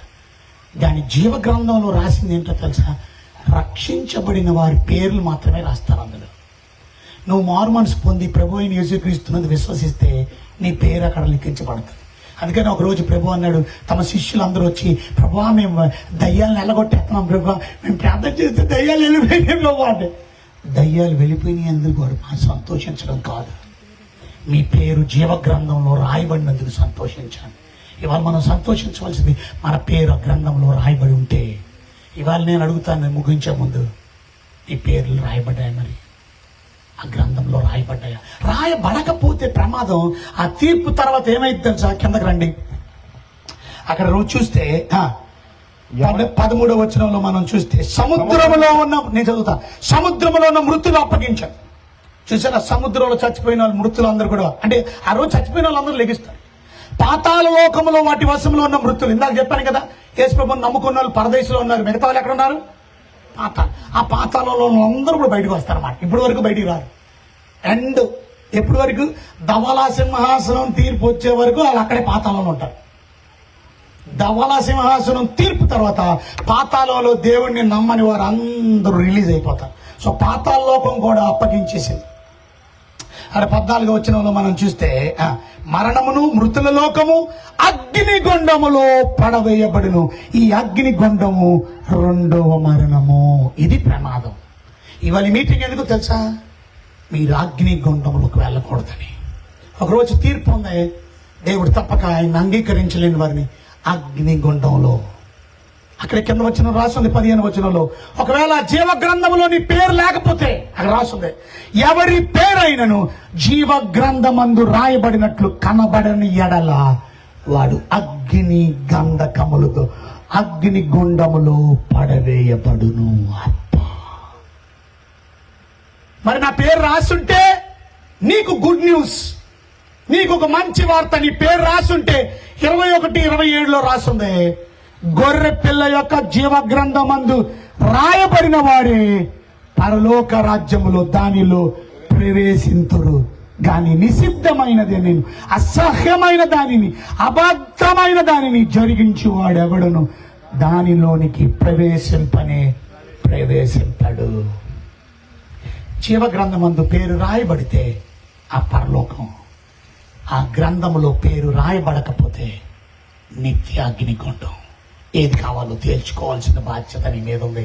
ఈ రోజు నువ్వు ఇంకా బ్రతికే ఉన్నావు ఏమో, ఈ రాత్రి మనం పోకడేమో, మనం చచ్చిపోతే ఈ రాత్రికి యేసుప్రభు ఒకవేళ వచ్చేస్తే నీ పరిస్థితి ఏంటి? రేపు అనే రోజు లేకపోతే, today if this is the last day, ఈ రోజే ఆఖరి దినం అయితే, ఒకరోజు ఇలా మీటింగ్లు పెడితే ఒక ఆమె అనుకుందంట, ఏమని పక్క స్నేహితురాలకి చెప్పిందంట, ఏమన్నా తెలుసా? ఈ మీటింగ్లు పెట్టారు కట్టుకుడు పాలెంలో, తారీఖులండి 3, 4, 5, ఏ నెల? మే నెల 2026. 1 సంవత్సరం తర్వాత మరలా ఇదే మీటింగ్లు పెడతారు. మరలా అదే మీటింగుల్లో అప్పుడు నేను మారు మనసు పొందుతానన్నాడు అన్నట్టు పక్క స్నేహితురాలు అని ఇలాగెళ్ళి ఆ రోడ్డు మీదకి ఎక్కే లోపలికల్లా ఆ రోడ్డు దాడుతుంటే ఒక పెద్ద లారీ వచ్చి తీసింది. ఆ స్నేహితురాలు ఏడుస్తూ ఆ పక్కన ఉన్న వాళ్ళకి అందరికీ చెప్పిందంట, ఫ్రెండ్స్కి. ఇందాకే చెప్పింది నాతో, ఒకవేళ ప్రభువుని నమ్ముకొని చచ్చిపోయి ఉంటే ఎంత బాగుండేది. ఆమె నిత్య రాజ్యానికి వెళ్ళేది, ఇప్పుడు పాతాళానికి వెళ్ళిపోయింది. రేపు ఉగ్రత దినం ఉంది, రేపు తీర్పు దినం ఉంది. అమ్మ అయ్యా, మీకు శుభవార్త ఏంటో తెలుసా? ప్రభువుని విశ్వసిస్తే మీకు తీర్పు ఉండదు. యోహాను సువార్త 3:18 మాట రాయబడి ఉంది. యోహాను సువార్త 3:18 చూడండి. దేవుని వాక్యం విన్న మీరు ఒకవేళ మీకు తీర్పు ఉండకుండా ఉండాలంటే ఆయన యందు విశ్వాసం ఉంచు వానికి, అది ఆయన యందు విశ్వాసం ఉంచు వారికి తీర్పు తీర్చబడదు. అది తీర్పు ఉండదు. మీకు ఇష్టం, మీరు విశ్వాసం ఉంచు. ఆయన యందు విశ్వాసం ఉంచితే ఈ రాత్రి ఈ ధవళ సింహాసనం తీర్పు మీకు ఉండదు, ఆ అగ్ని గుండం మీకు ఉండదు. మీకు ఎగతాళిగా ఉన్నా, ఇది నమ్మినా నమ్మకపోయినా ఇది మాత్రం నిజం. ఒకవేళ కానీ మీరు నిర్లక్ష్యంగా ఈ స్థలాన్ని విడిచి వెళ్ళిపోతే, ఆలోచించండి, మీరు చనిపోతే, ఈ లోకాన్ని విడిచి వెళ్ళిపోతే ఒకరోజు తర్వాత ఏదో ఒక రోజు చచ్చిపోవడం ఖాయం. ప్రభువు లేకుండా చచ్చిపోతే మీ ఇంట్లో ఇంకా ఎంతమంది నమ్ముకోలేని వాళ్ళు ఉన్నారు? నీ భర్త, నీ భార్య, నీ పిల్లలు, నీ కుటుంబం, నీ ఫ్యామిలీ మెంబర్స్ ఇంకా ఎంతమంది మారలా? మీ ఇంట్లో ఇంకా ఎంతమంది మారలేని వాళ్ళు ఉన్నారు? ఆలోచించి వాళ్ళ టైం దొరకదు. ఒక అబ్బాయి నా దగ్గర బాధపడుతున్నాడు. మా నాన్నగారికి ఎన్నోసార్లు నమ్ముకోమని చెప్పాను, కానీ ఆయన దేవుణ్ణి నమ్ముకోలేదు. ఆయన చచ్చిపోయాడండి నిన్నే. ఆయన బాధ, ఆయన ప్రభు దగ్గరికి వెళ్ళలేదా? ఎందుకంటే బాప్తిజం తీసుకోలేదు, ప్రభువుని అంగీకరించాడు, 10 మంది దగ్గర సాక్ష్యం చెప్పలేదు. నీకు జీవితంలో చాలా అవకాశాలు దేవుడు ఇస్తున్నాడు, నీ జీవితంలో చాలా టైం దేవుడు ఇస్తున్నాడు, కానీ ఇంకా నువ్వు నిర్లక్ష్యంగా ఉంటే తీర్పు మాత్రం తప్పించుకోలేవు. అదే యోహాన్ పత్రిక 5వ అధ్యాయం 24వ వచనంలో చెప్తాడు. అదే యోహాన్ పత్రిక 5వ అధ్యాయం 24వ వచనంలో ఈ మాటలు వింటున్న మీరు నా మాట విని, చూసారా, నన్ను పంపిన వాని యందు విశ్వాసం. ఇవాళ నా మాటలు వింటున్నారా? మరి మీరు ఈ దేవుని మాటలను నమ్ముతున్నారా? ఈ మాటలు విని నన్ను పంపిన వాని యందు, అది నన్ను పంపిన వాని, నా యేసు ప్రభు చెప్పిన మాటలు ఇవాళ మీకు చెప్తున్నాను. యేసు ప్రభు మాటలు విని మీరు విశ్వసిస్తే ఏమైందంట? నిత్య జీవము గలవారు. తీర్పులోకి రారు మీరు. ఇక ధవల సింహాసనం తీర్పు మీకు ఉండదు. మరణములో నుండి జీవములోనికి దాటి ఉన్నారు. ఇవాళ గుడ్ న్యూస్ మీకు. ఒకవేళ ప్రభునందు విశ్వసిస్తే, ఒకవేళ విశ్వసించకపోతే, this is the wonderful time. ఈరోజు ప్రభుని విశ్వసించడానికి మీకు అవకాశం. ఈరోజు పబ్లిక్గా ప్రభు దగ్గర నేను ప్రభుని విశ్వసిస్తున్నాను, ప్రభుని నమ్ముతున్నాను, నాకు యేసు ప్రభు నా హృదయంలో కావాలనేవాళ్ళు మీరు అందరు కళ్ళు మూసుకోండి. ఒకసారి మీరు లేచి నిలబడండి. వాళ్ళ కొరకు నేను ప్రార్థన చేస్తాను. వారు thank you brother, thank you. ఎవరైతే థ్యాంక్ యూ, ఎవరైతే అలా లేచి నిలబడతారో ఇవాళ మీ కొరకు నేను ప్రార్థన చేస్తాను. నిజంగా ప్రభువుని విశ్వసిస్తాను అనేవాళ్ళు, ఆల్రెడీ విశ్వసించిన వాళ్ళు కాదు నేను అడుగుతుంది, ఈరోజు నేను విశ్వసిస్తాను అనేవాళ్ళు, ప్రభువుకి రోబడతాను, ప్రభుకి నేను మాట వింటాను, ప్రభుకి విధేయత చూపిస్తాను. నేను వద్దు నాకు మరణం, వద్దు నాకు తీర్పు, నాకు ఆ ప్రభు కావాలన్న పాపాన్ని విడిచిపెట్టిన కఠినమైన హృదయాన్ని విడిచిపెట్టి నేను మారు మనసు పొందుతాను. మీరు భయపడకుండా, సిగ్గుపడకుండా దయచేసి కొంచెం ఎదరికొచ్చేసేయండి, ఎదరికొచ్చేయండి. వెనకాల వాళ్ళు కూడా ఎదరికొచ్చేయండి. మీ కొరకు నేను ప్రార్థన చేస్తాను. మళ్ళీ మీ స్థలానికి వెళ్ళి మీరు కూర్చోవచ్చు. ఎదరికొచ్చేయండి. నిలబడిన వారు దయచేసి ఎదరికి రండి. నిలబడిన వారు ఎదరికి వస్తే మీ కొరకు నేను చిన్న ప్రార్థన చేస్తాను. Thank you. మీరు భయపడకండి, సిగ్గుపడకండి, అధైర్యపడకండి. ఎవరు వస్తారు వాళ్ళ వెనకాల నేను వస్తాను. బైబుల్ చెప్తుంది నరకానికి వెళ్ళే మొదటి లిస్ట్ ఎవరో తెలుసా? పీరికోళ్ళు. అమ్మ మిమ్మల్ని చెప్తున్నాను, లేచి నిలబడిన వాళ్ళు ఎదరికి రండి.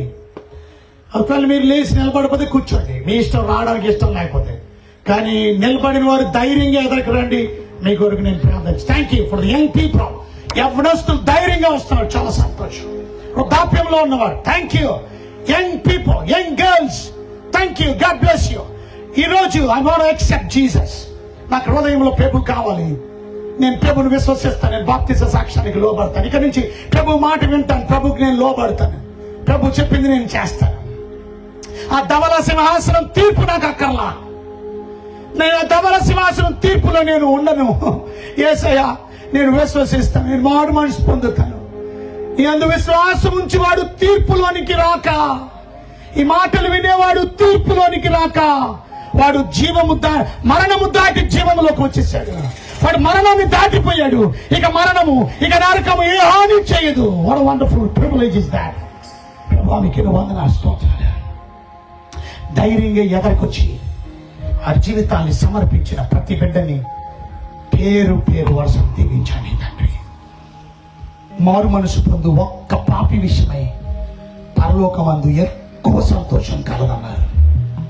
ప్రభువా, ఈరోజు ఎంతమంది మారు మనసు పొంది, ఎంతమంది హృదయాల్ని మీకు ఇచ్చి, వారి జీవితాన్ని మీకు సమర్పించి, ఆ భయంకరమైన తీర్పులోనికి రాక, ఆ భయంకరమైన నరకాగ్ని గుండములో, ఆ అగ్ని గంధకాలతో మండు గుండములో పాలు పంపులు పొందడం ఇష్టం లేక మేము చిన్న పని చేస్తే వాళ్ళ ప్రభునందు విశ్వాసిస్తే చాలు, ఆయన తీర్పులోనికి రాము, అగ్ని గుండం తప్పించబడతాం. మంచి పని చేసిన బిడ్డలు దీవించండి. వారు ఇది మొదలుకొని నమ్మకంగా జీవించడానికి, రక్షణలో ఎదగడానికి, త్వరగా బాప్తిస సాక్ష్యానికి లోబడడానికి, మంచి సంఘాన్ని ప్రభు హత్తుకోవడానికి, వాక్యంలో ఎదగడానికి కృప దయచేసి దీవించి, వారి ధైర్యాన్ని బట్టి, వారి నమ్మకత్వాన్ని బట్టి కృపతో జ్ఞాపకం చేసుకో, అత్యధికంగా ఆశీర్వదించి ఈ ఎదరికి వచ్చిన ప్రతి బిడ్డని పేరు పేరు వరుసను దీవించి వారిని, వారి కుటుంబాలని ఆశీర్వాదాలతో నింపమని యేసు నామములో వేడుకుంటున్నాం తండ్రి. ఆమేన్, ఆమేన్.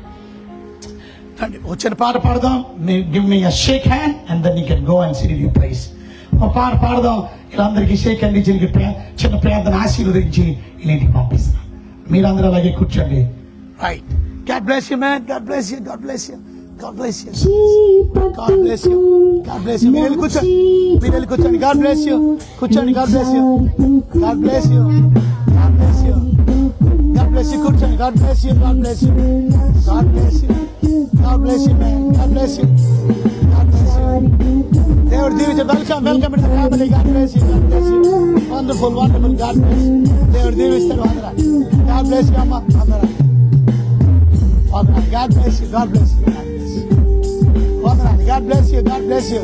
దేవుడు దీవిస్తాడు. God bless you. God bless you. God bless you. God bless you. God bless you. God bless you. God bless you. God bless you. God bless you. God bless you. దేవుడు దీవిస్తాడు. God bless you. Very good. God bless you. God bless you. God bless you అమ్మా. చాలా సంతోషం. దేవుడు నిన్ను దీవిస్తాడు, ఆశీర్వదిస్తాడు. God bless you. God bless you. God bless you అమ్మా. God bless you దేవుడు. God bless you. God bless you. God bless you. God bless you. God bless you. God bless you. God bless you. God bless you. God bless you. Very good. God bless you. Welcome to the family. ప్రభువుని నమ్ముకోండి. మీ జీవితంలో నిజమైన శాంతి, సమాధానాన్ని దేవుడు దీవించి. God bless you. God bless you.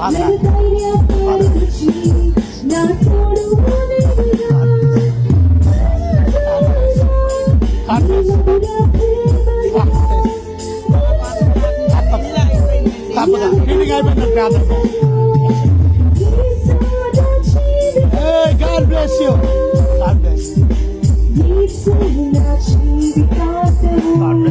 God bless you. దేవుడు దీవిస్తాడు. God bless you. God bless you. God bless you, man. God bless you. God bless you, man. God bless you. God bless you. God bless you.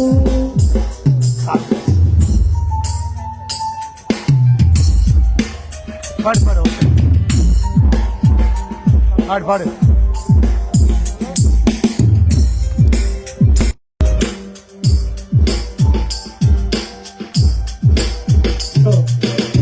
కానుకలు సమర్పించుకుందాం. దగ్గరకు వచ్చారు. కానుకలు సమర్పించుకుందాం.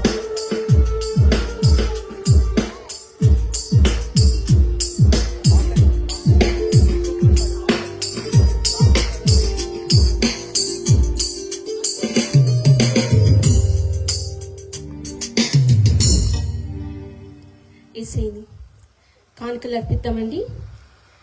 అందరూ కూడా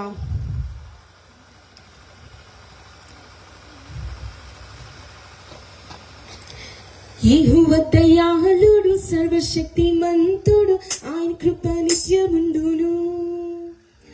యెహోవా దయాళుడు, సర్వశక్తిమంతుడు, ఆయన కృప నిత్యముండును.